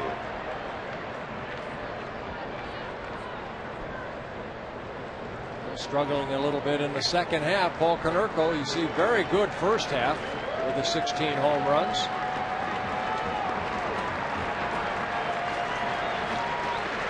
And it's not only Konerko. Chicago's really struggled in the second half. 2-2. And Blackburn can't flag it down. Casilla again behind the bag. Second time he's gone to his backhand side to throw out Konerko. 2 down, Thome to the plate, and the Aflac Duck reappearing on your screen. Aflac. Slow tonight. I think those are 2 pretty good picks, although Jim Thome was with the Phillies for a few years. Thome and Thomas would be pretty good guesses. Well, Cal Ripken. Well, we got 1 out of 2 right. And Thome with a sinking liner to right. Cuddyer with a diving catch to end the inning. A leadoff double and a Chicago run, but some great defense wraps up the 6th.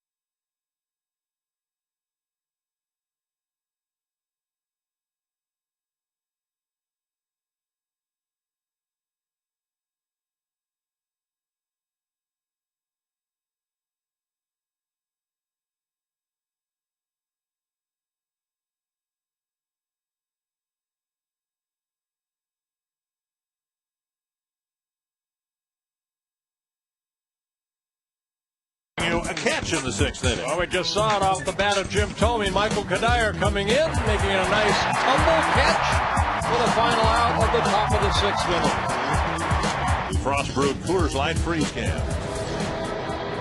Justin Morneau will lead off the bottom of the 6th. Jason Kubel, Michael Cuddyer will follow. The Twins saw the White Sox get one in the top of the inning. They'll try to answer with 1 or more in the bottom.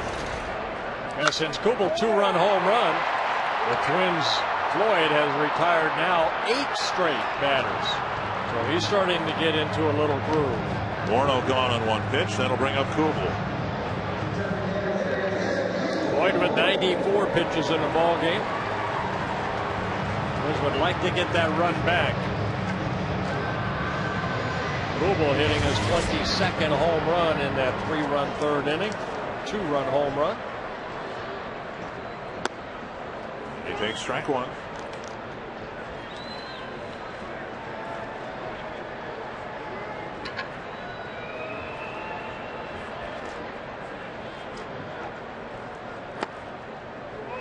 And a ball. Kubel now with 14 home runs against the White Sox. Far and away the most he's hit against an opponent. And he's hit 3 line drives tonight. Base hit to right. He was retired on a line drive to wrap up the 1st inning. Boy, so much talk about Joe Mauer and Justin Morneau. This guy sometimes goes underneath the radar. Good solid swing right there by Kubel. He continues to swing a hot bat. 1 on, 1 out, and here's Cuddyer, who has struck out and bounced to short. Twins have 2 hits from right-handed batters. All the other damage, including the home runs, all been done by lefties. Span has 2 hits. Mauer has a home run. Morneau has a single. Kubel has 2 hits. Gomez has a single, and Cabrera has a single. Cuddyer hoping to get a hit here. Down the left field, and Pusednik makes a running catch. Floyd's pitched effectively. He's also been living right. He's had some outfielders catch some line drives for him here tonight. 2 down. You can visit twinsbaseball.com today and secure your all Metrodome medallion collection. Only 5,000 of those are being sold. Mr. Herbeck's in the booth here. He's one of the 18 Part of that, yes. members of the Wendy's all Metrodome team, and they're available right now at twinsbaseball.com.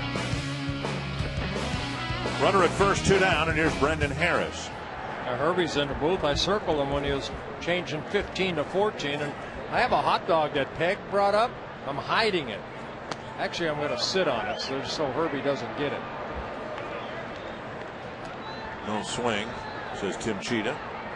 Remember years ago I prepared all those wonderful walleye cheeks, fish cheeks. I was going to eat some. And you were going to eat them, and he shows up and eats them all. Yeah.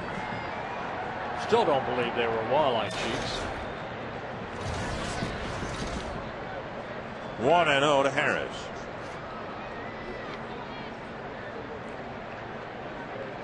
Harris with a bouncer to short and a fly ball to right.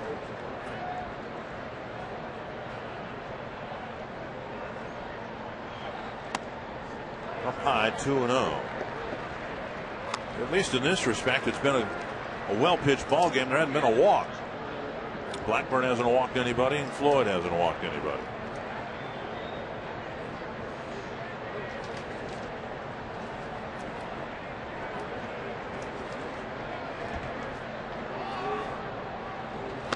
Ooh, Harris does that quite a bit.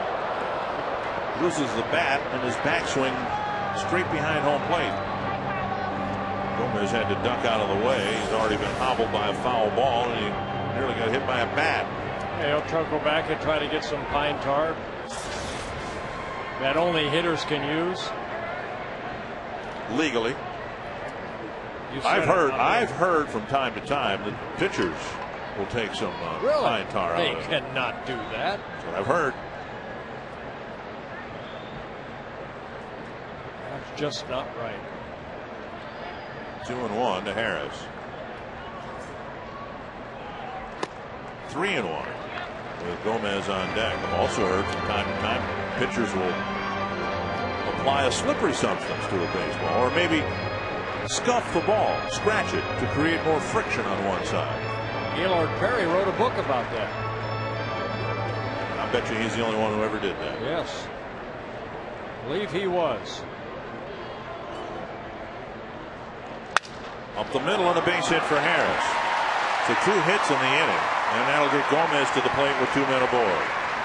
Well, he kept feeding him that breaking ball. Don Cooper, the pitching coach, coming out to talk to his right-hander. Finally left one up, and Harris hit it right back up the middle.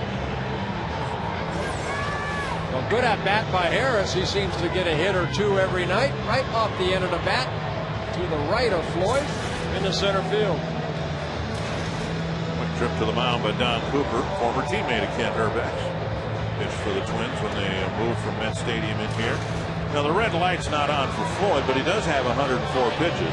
The Chicago bullpen has been so dreadful lately. Might be that Floyd will get a little extra leash here to try to pitch his way out of this trouble, maybe even into the 7th. One of the reasons the White Sox have won just once on this road trip. The bullpen's been giving up runs in bunches. Yeah, the bullpen 0-3 with an ERA of 8.74 so far on the road trip for the White Sox. Beat Boston, New York. So here's Gomez, who hopes to produce a meaningful hit here. He has one tonight against Floyd. He's done very well in his career against the White Sox, and he lifts it foul over the dugout. Yeah, what you want to do is answer your opponent, and with the White Sox scoring 1 in the top of the inning, you'd like to come back and answer that right away. And maybe Gomez can do that. He's going to talk himself into a hit here, if that's possible.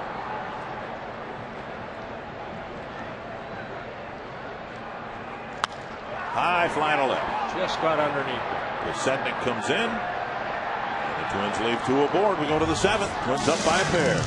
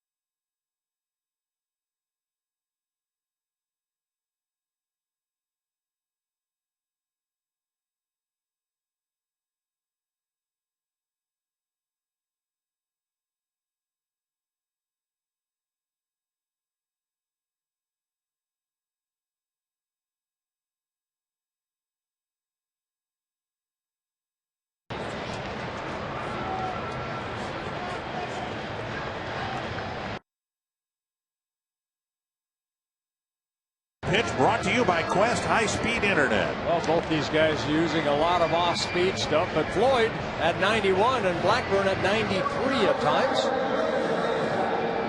Floyd with 106 pitches used in 6 innings, where Blackburn has used 87. Now with the pitch count, there's a couple guys warming up in a bullpen. As a pitcher in today's game, Blackburn has to go out and say, this is my final inning. What's ever left in the tank, here you go. Just foul. We were talking earlier about how Blackburn, in your mind, was just attacking hitters and not pacing himself, really being aggressive. And particularly if you know you're probably not going to throw a pitch in the 8th inning, there's no reason to leave anything in the tank in the 7th. Well, you look at his 6 strikeouts. All of them came in the first 4 innings. The last couple innings, now he's had to pitch because the hitters make adjustments. Your fastball maybe doesn't have that same zip on it.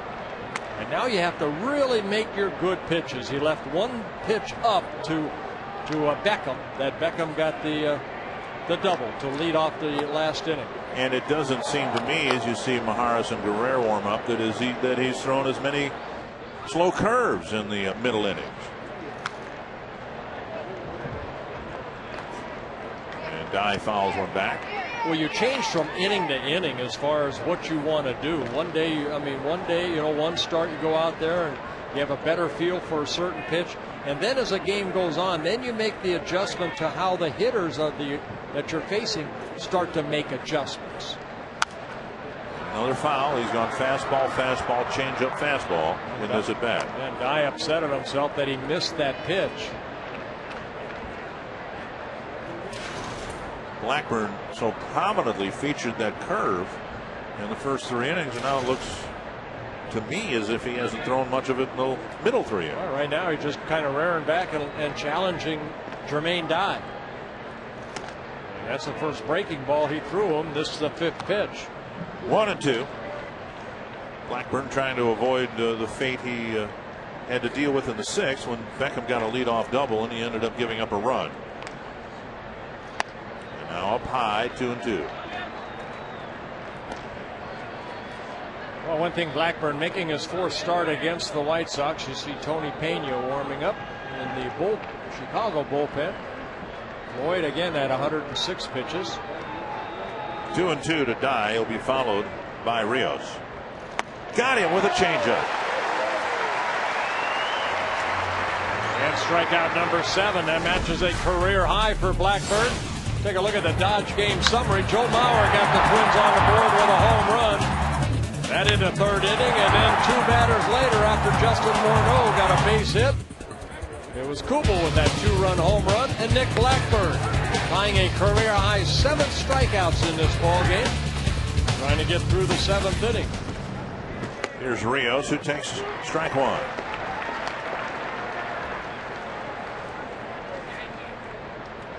Kubel's 2-run home run, the difference now. Popped up near second base. And it's Casilla with the catch, out number 2. And Rios is 0 for 3 and has 10 hits and 55 at bats now for his new ball club. Here's Alexi Ramirez.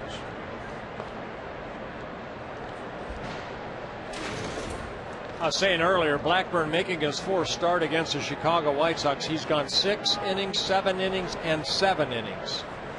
And 1 out away from going another 7 innings against the White Sox. So much was made of his appearance and his performance in game 163 last year. That was the best game he pitched against the White Sox to that point. This one doink behind first. It's going to be a tough play. Casilla fields, and Ramirez holds up at first with Casilla spinning and firing to second, a 2-out single. A nice running play right there by Casilla. With Ramirez's speed, he knows he may be going to second, so his throw to second, but Blackburn doing the right thing as a pitcher. You get over there, you become the first baseman. If Casilla for some reason spins and throws to first, Blackburn's right there as Ramirez was around the bag. So good job by Blackburn becoming the first baseman. Well, here's Jason Nix. White Sox might activate Chris Getz tomorrow. Nix has been in there getting a chance to play some at second base. He's got some power. Ramirez, of course, a threat to steal. Popped straight up. A ball was loose from the Twins dugout. Casilla makes the catch. I heard someone call time, but no umpire called time. And Blackburn gets through the 7th.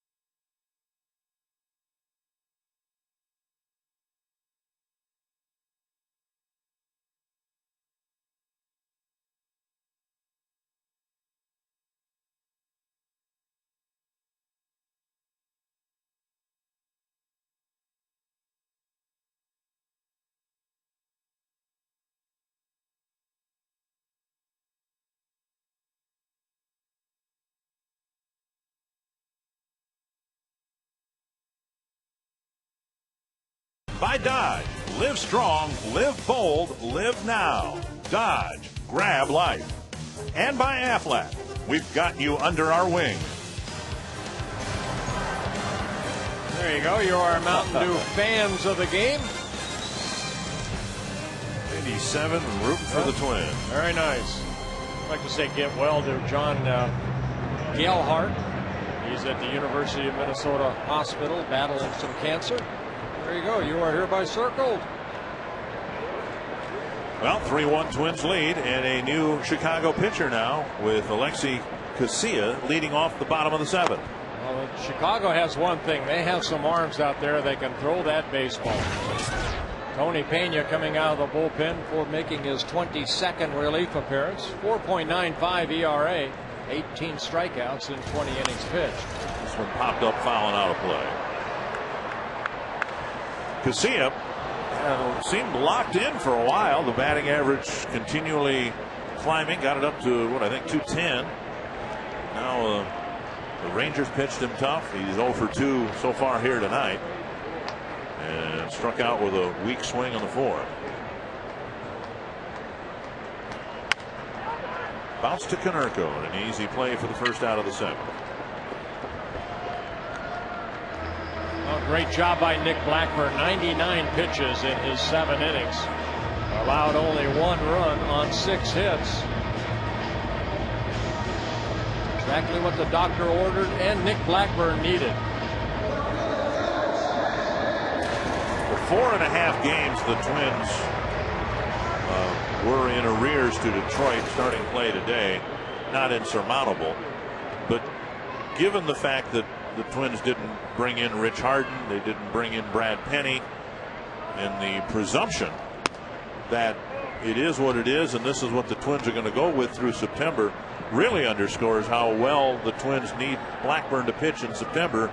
As you said before, if it is Manship and Dunsing filling out the 4 and 5 spots in the rotation, the Twins need a solid 3 if they're to have any hope of catching the Tigers. And that's all you need. Give me 3 good starters and let the other guys kind of fill in. And, you know, Dunsing's had 3 very good starts. He's coming off, you know, a 2nd major league win in his last start. Manship tomorrow is going to make his major league debut. You don't know what you're going to get from him as far as a starter major league debut. I mean, Chicago White Sox basically are where they're at because of a 3-man horse, you know, the workhorses in Burley, Danks, and Gavin Floyd. And the Twins will see all 3 of them here. Span with a 1-2 count.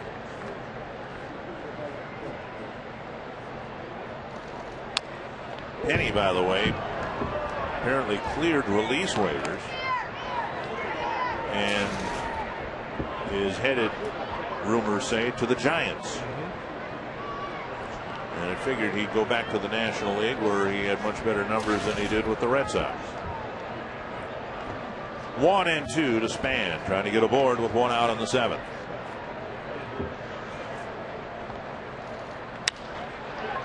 And a 2-hopper gobbled up by Nix, 2 down. Now I want to make sure I'm talking about Jeff Manship making his first major league start tomorrow. Now he's made 5 relief appearances. This will be his first major league start. And Pena, a guy that they got from the Diamondbacks back in July to help the bullpen.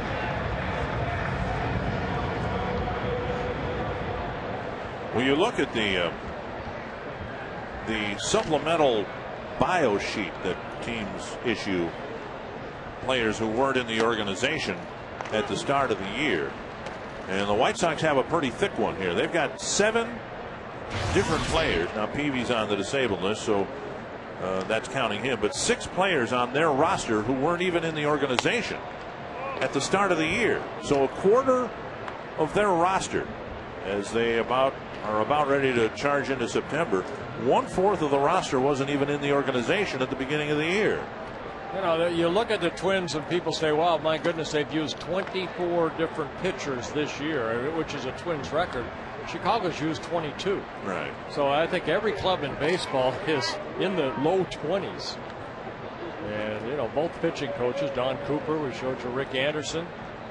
We've seen a lot of different bodies come through and wearing Twins or White Sox uniforms this year. 3-1 to Cabrera. And as you go into September in the final month, the only thing you want to make sure is in this case, the Twins, the 12 pitchers you got now are better than the 12 you started the season with. And I think the Twins can say that. Chopper to short. And Ramirez with that strong arm delivers a perfect throw to Konerko. And it's a perfect 1-2-3 7th for Pena. You're watching the Twins and the White Sox open up a 3-game series on Fox Sports North.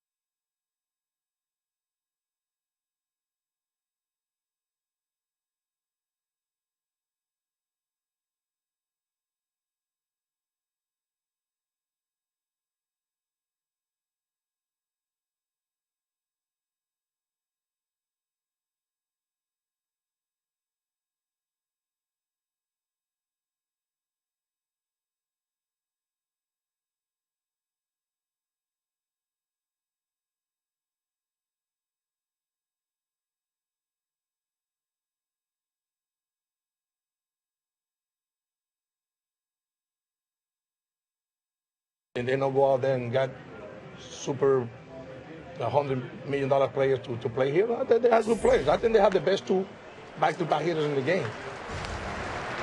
There he is selling Twins tickets more than White Sox tickets again. He's always been a big fan of Ron Gardenhire and the Twins organization, the way that they played the game of baseball. 1 strike with Maharis facing Posednik.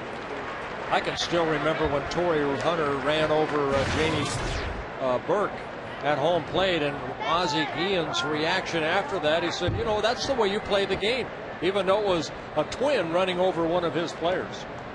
Here's Jose Mijares making his 54th relief appearance. 2 strikes to the leadoff man here in the 8th. Great 7 innings worth of work from Nick Blackburn, and now the bullpen. And it's 1-2. Yeah, that outing by Blackburn, outstanding. You have to go back to the complete game that he threw against the Detroit Tigers on July 5th, the first outing since he's given up only 1 run in a ball game. So a great job by Blackburn. 1-2. And Pasetnik's gone on strike.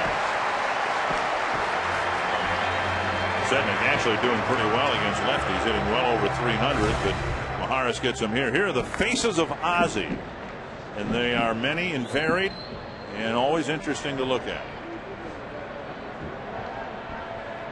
Chicago might have, well, I shouldn't say that anymore because Lou's kind of toned it down. Maybe the 2 most animated managers in baseball, but Piniella's kind of toned it down over the years. Oh, I don't know. You get him mad. I think, you know, he got pretty upset the other day when the writers were trying to criticize him, and he said, you know, I'll take the blame. Just put all the blame on me. It's my fault. Here's Beckham, who doubled and scored in the 6th. 1 out in the 8th. Beckham and then Pierzynski. And there's a pitch outside, 2-0.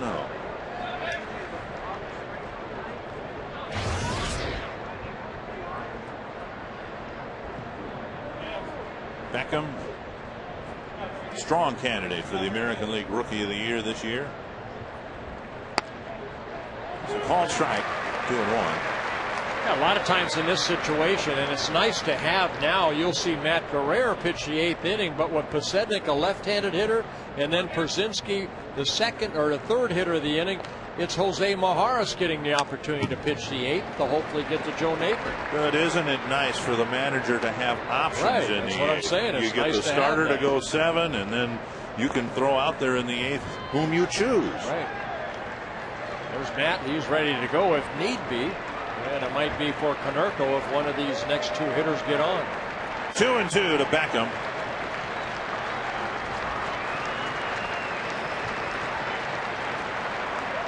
Breaking ball, little dribbler. Cabrera charges, fires, got him, 2 down. I haven't seen Jose Mijares move like that in a long time.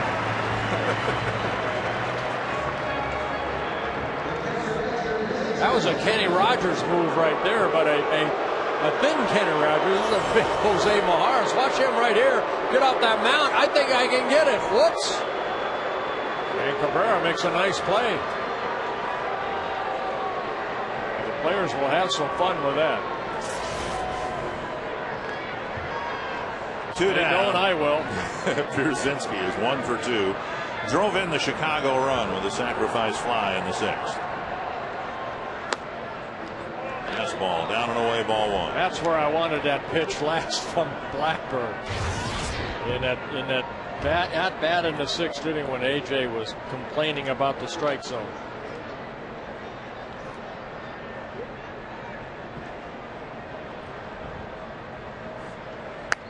There's one on the outside corner, and Pierzynski dare not look back. It was the 2nd time in his at bats that he's questioned the ball strike integrity of Jeff Nelson. I said it the other day when Mijares was pitching. I think we're seeing a young man really develop into a great setup man. Just 24 years old, really getting the confidence. Pierzynski doinks on the left, and they'll get the tying run to the plate with 2 outs in the 8th. And now we'll see if the Twins bring Guerrero in or whether they let it ride with Mijares. Ron Gardenhire coming out.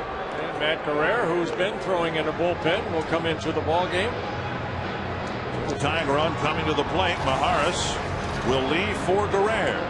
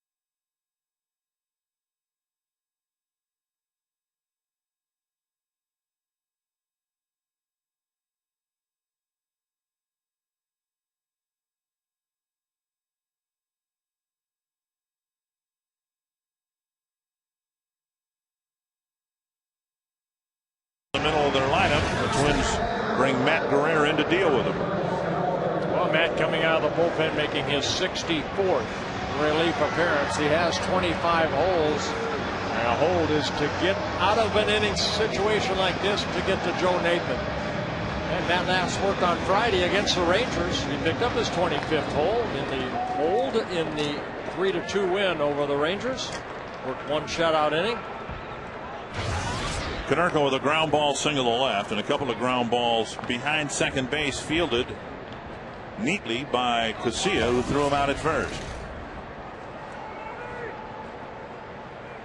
Check swing and a strike. And Konerko looks back at Jeff Nelson.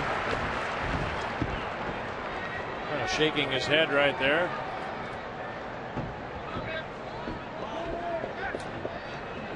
Konerko saying all he wanted out of this ballpark at the end was the switch where the Twins turned the fans on, the air conditioning on when they hit, and turned them off when the opponents hit.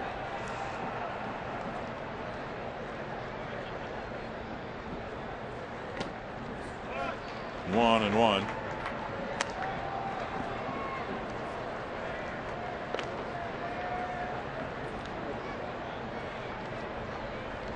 He's the longest tenured Chicago player here in the Metrodome.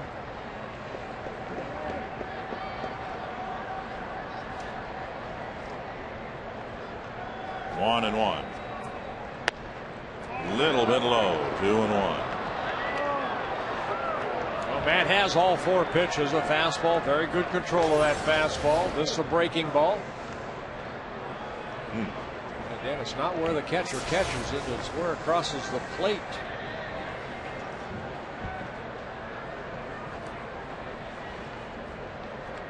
Two and one.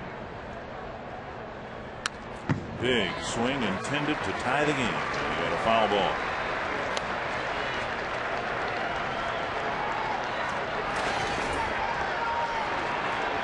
Matt, I'm sure always a little more pumped up against the Chicago White Sox, an organization that originally he signed with back in 1999.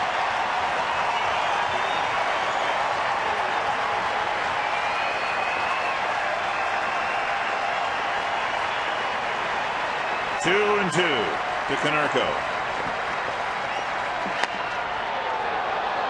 3-2 with Thome on deck. Morneau will play behind Pierzynski, who will leave early from first.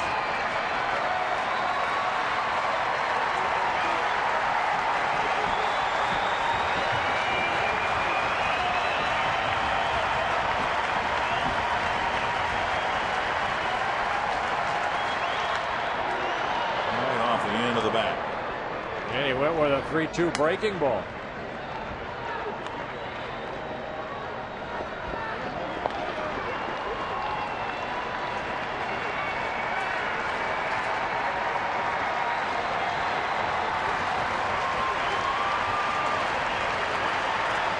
You just don't want to give him a fastball middle in that he can drive somewhere. And Joe going through more than one sign with a runner at first. Punched to short center. Casilla out. Makes the catch to end the inning. Gomez would not have gotten there, but Casilla did.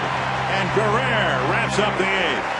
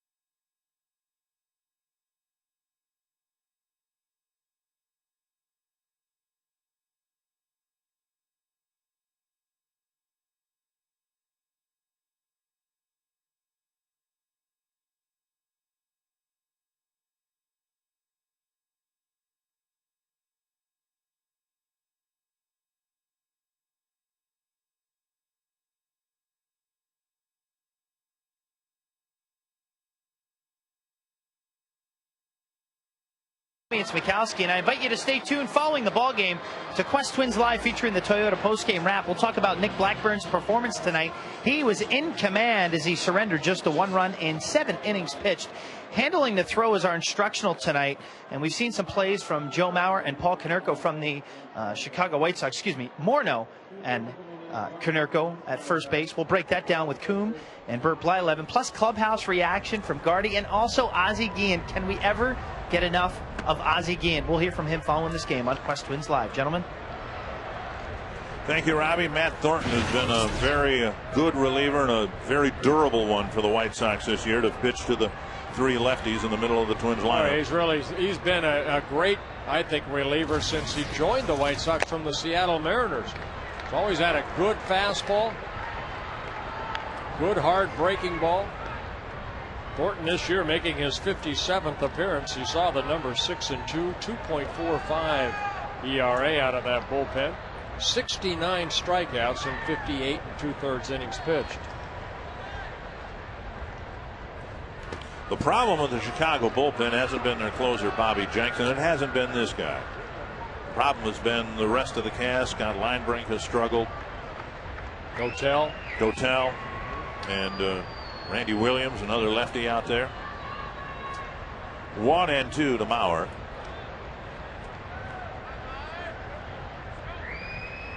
Breaking ball in front of the plate, 2-2.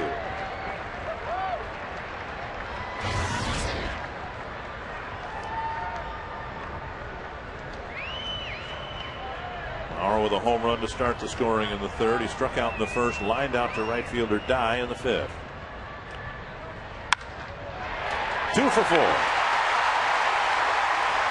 every time he's hit the ball, it's been right on the button. Oh, fastball up, almost the same location that he hit the home run off of Floyd in the 3rd inning. But here, a lot of top spin. That ball out over the plate a little bit. Good solid swing by Joe. Twins get their 10th hit of the ball game.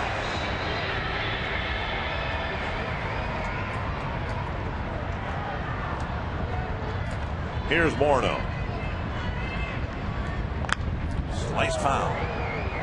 You know, it's just reflecting on Ozzie Guillen's comments, speaking of Mauer and Morneau, saying they're the best 1-2 hitters, or back-to-back hitters in the game.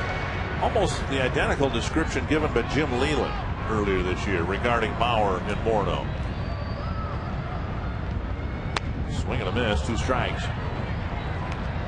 And in a way, I mean, you expect your own manager, Ron Gardenhire, to say that, but when the opposing managers who see you the most, managers within your division, when they start saying things like that, then that's quite a compliment. Because they are. They're just telling the truth. And Justin going after a high fastball, and Thornton picks up a strikeout. And now Kubel. That's just power against power right there. Thornton winning that battle. Kubel has squared up the ball 3 times, lined out to right in the 1st, homered to right center in the 3rd, and then lined sharply a single into right field in the 6th.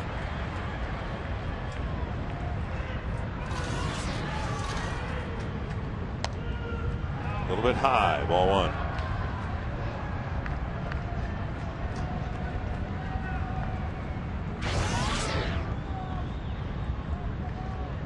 Joe Nathan warming up for the Twins. If it's a save opportunity, he'll get it.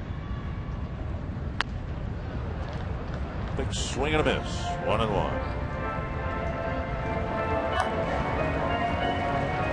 Well, at the beginning of August, Joe Nathan couldn't get any saves when the Twins were 4-11, but since August 18th, Twins are 9-3, and Joe Nathan getting save opportunities. Down and away. 2-1.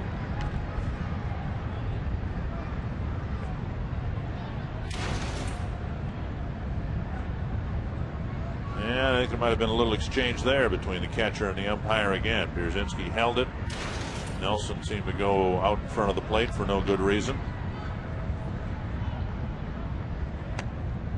There's a called strike, 2-2.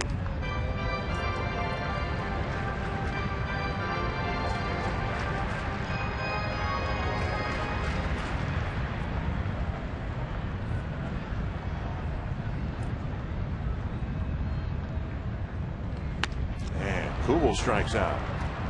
So Mauer lines a single. Morneau and Kubel each strike out. That'll get Cuddyer to the plate. And we're a probable pitching change here from the White Sox. Bobby Jenks is going to come in to try to get Michael Cuddyer and get the White Sox off the field, trailing by just a couple runs.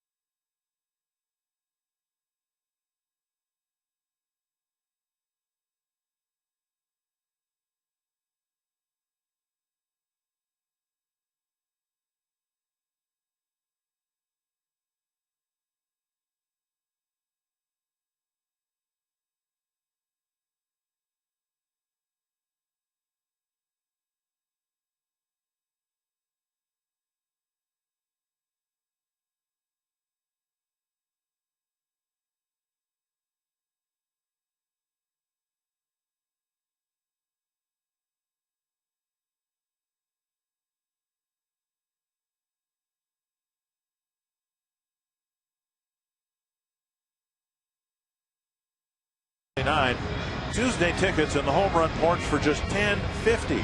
Thanks to Pepsi. You can call 833-TWINS or visit twinsbaseball.com and order your half price tickets for tomorrow night. Well, again bringing in his closer Bobby Jenks to try to get Michael Cuddyer out. Right-handers hitting only 196 off of Bobby Jenks this year, making his 46th relief appearance. 27 saves and 31 save opportunities. And over his last 10 ball games, a 1.8 ERA with 5 saves. Not a save situation, just to get out of this inning. The White Sox are with Jenks at the end of August, where the Twins were with Nathan in the beginning of August. They just can't get him out there in save opportunities enough. One strike to Cuddyer.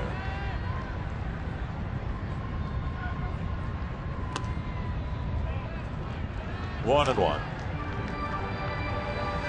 Well, we've seen Pena, we've seen Thornton, now we see Jenks. All again, 3 guys that can throw that baseball.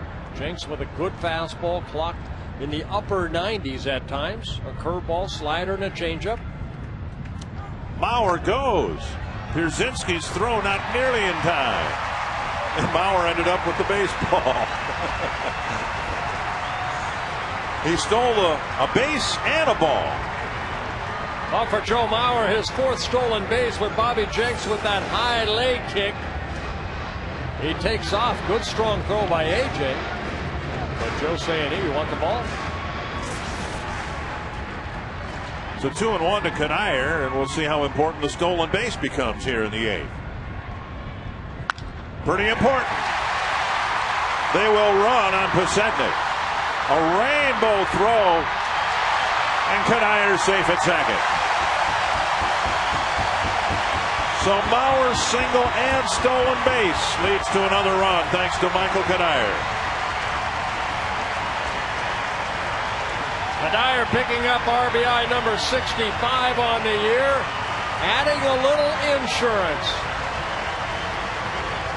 Good base running by Joe Mauer. Like you mentioned, they're going to run on Pasetnik, and he overshoots the cutoff man here. He's trying to throw that ball all the way in the air.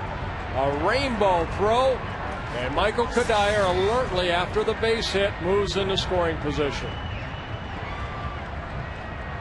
And a shake of the head from the Chicago manager. Here's Harris. Takes a strike. Well, those are the things that really have frustrated Ozzie Guillen and the whole staff, as far as those little things sometimes create bigger innings. Well, Harris slaps a base hit up the middle here. Yep. It might mean another run. 1 strike to Harris. Smothered by Pierzynski.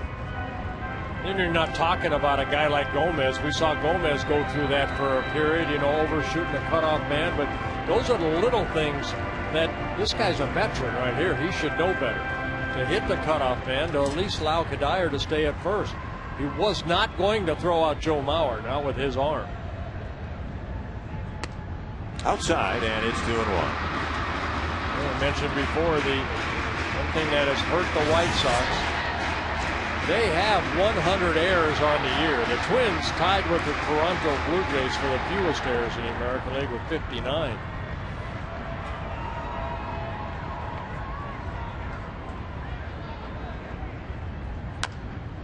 Chopped to Scotty Elger, who lost it in the lights. 2-2.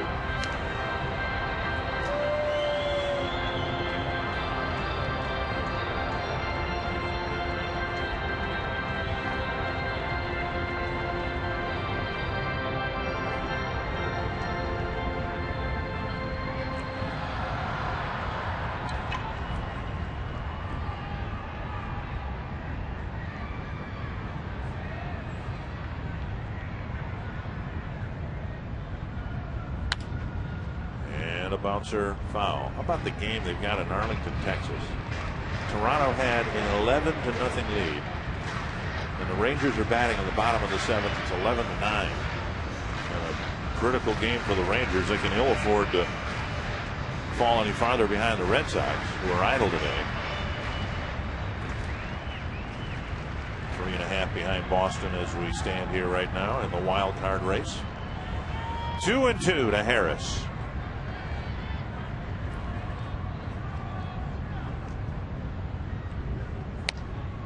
Missing inside. It's a full count, and if Harris reaches, Gomez will have a chance.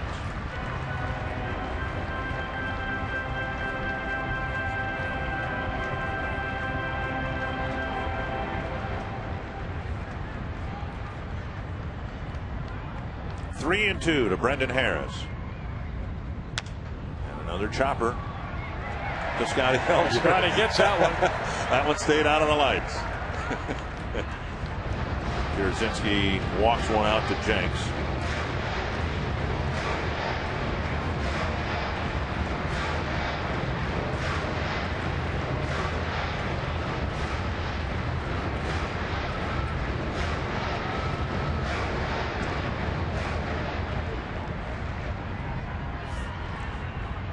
Harris battling Jenks, trying to deliver another 2-out hit.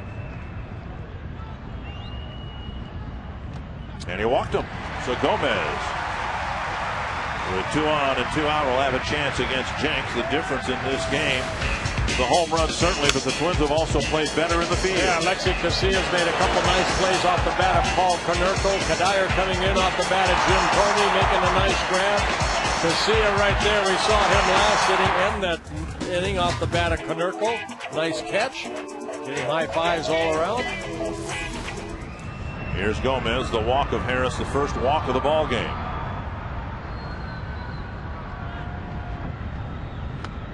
Outside, ball 1. So Jenks, assigned the task of getting the last out, has faced 2 batters and hasn't retired one yet. The run, however, charged to Matt Thornton. Inside, 2-0. Earlier this month, the month of August, Jenks had a laser procedure to break up some kidney stones. Was that Bird with the Rangers? Marlon Bird had that done, yeah. 2-0 to Gomez. Popped up right center field. Rios, it's Dye. Ending the inning. The Twins get an insurance run in the 9th. And Joe Nathan will have a 3-run lead, and he'll take on Thome, Dye, and Rios.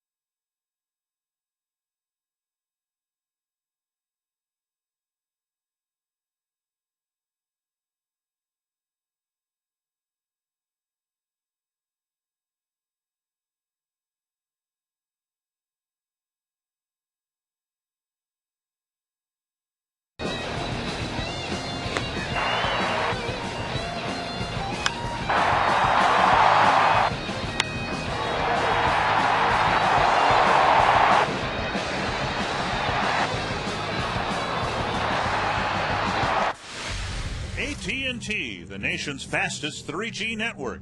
AT&T, your world delivered.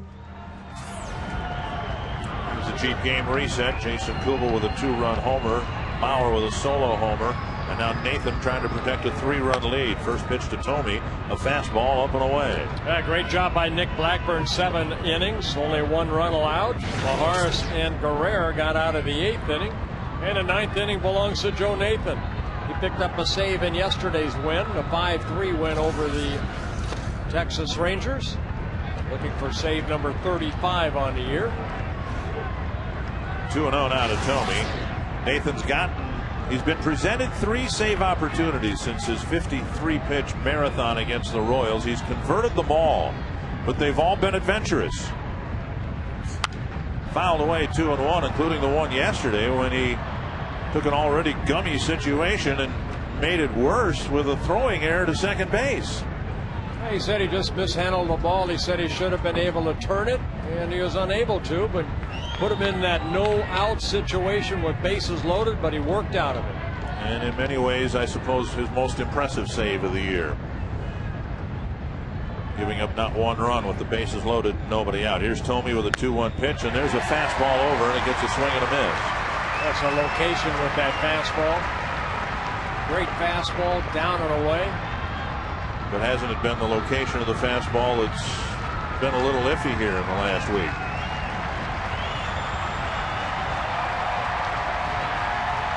Two and two. The breaking ball locks him up, 1 away. And Thome knew it. With that strikeout of Jim Thome, he now ties Sammy Sosa for 2nd on the all-time strikeout list, behind number 1 Reggie Jackson. He passed Reggie on the home run list. I remember when I was with the Pittsburgh Pirates and Reggie Jackson passed Willie Stargell. Willie was upset. He said, I wanted that record. Dye takes ball 1. You want your name on the record books regardless of the category, right? It didn't matter to Willie. Now, somebody gives up 51 home runs. I'll follow him around. Just like Lou Brock did with Ricky Henderson. Grounded to third. Harris gobbles it up. 2 down. And if they win 17 games, getting up 50 home runs, I'll tip my hat to it. Well, Nathan hoping for a calmer save. The last 3 have been troublesome. He's given Twins fans what Fernando Rodney's given Tiger fans all year long. And he hopes to have a 1-2-3 orderly save here in the ninth. Strike 1.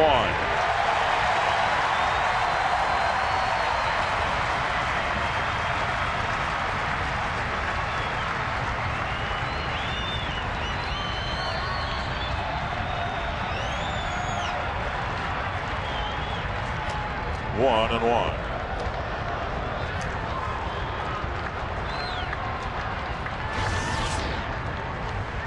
Well, last time the White Sox were here in late August, or excuse me, July, the Twins swept the White Sox. They won that last game of that series here, so they're looking to beat them 5 straight times. Strike 2 with a breaking ball. And take an 8-5 advantage in the season series.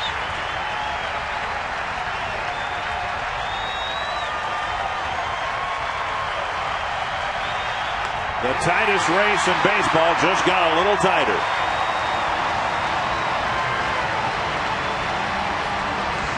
The Tigers lost this afternoon, and the Twins have missed some